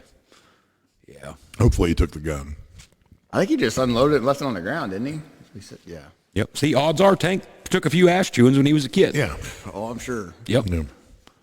Yeah, that's just the way that works. But it's like, what in your mind would what? It'd be like walking up to two Nicks. Yeah. Like, hey, I think I'm gonna fucking rob him. Yeah. Yeah. That sounds like a genius Yeah. idea. Yeah. Great plan. Whether he's got a gun or not. Yeah. I mean, Sometimes you want to choose your prey accordingly. Right. You know? I don't know. yeah, he's got like superhuman strength though when it comes to tire stuff. But he's been a tire guy his whole life. Yeah. There's a technique to all that for like sure. you said, yeah. Yeah. I'm not even gonna try to throw a basketball that high, let alone a Yeah. semi tire. Yeah. 22.5, yeah. Yeah, you're right, but he's got her down. I mean, it just, jeez. I don't know. Yep. Well, we're 2 hours and 40 minutes into this. People like them long. They do. This should pacify them for a little bit. It should. They can go home, yell at their kids, smarter off to the parts guy. Yeah. Yep. Yeah. You guys, this is on you guys. These fucking kids being a bunch of pussies. It's on you as parents. I would almost say that there's probably some O'Reilly's official probably going to get ready to cancel my account. I'm, Tony. I'm sure. Hey, we Because of you. put Rickman Brothers on the fucking map. Yeah. I got the CEO of fucking O'Reilly's be calling us. Maybe not so pleasant, but that's okay. This podcast brought to you by Hopefully, O'Reilly's. hopefully they didn't have a rotary phone. Yeah, exactly. Yeah. Rotary phones are out. It ain't gonna be long. I'm not gonna be able to buy parts. That's Yeah. not your fault. I've done most of this myself. Yeah. I mean, it happens. I didn't say anything that wasn't true. Or fucking That crippled. is true. I mean, sometimes you just got to call a spade a spade. My dad always said there's two sides of every pancake, so He's not wrong. Yeah. Yep. Absolutely. I don't know. Well, hopefully this appeased all you fucking dipshits at 2 hours and 41 minutes. Kurt, What are you you want to say laughing anything? You want in on this? Yeah. He's trying He's to got to stay go out of scuba this. diving and resurrect the fucking Edmund Fitzgerald. Hey, the Titanic, the pool's still full of water. Yep, it is. Little known fact. Yep. I saw the movie. Same. Well, there it is, folks. Yeah. That's all we can do for you. Yep. Have a good one. We'll see you next time.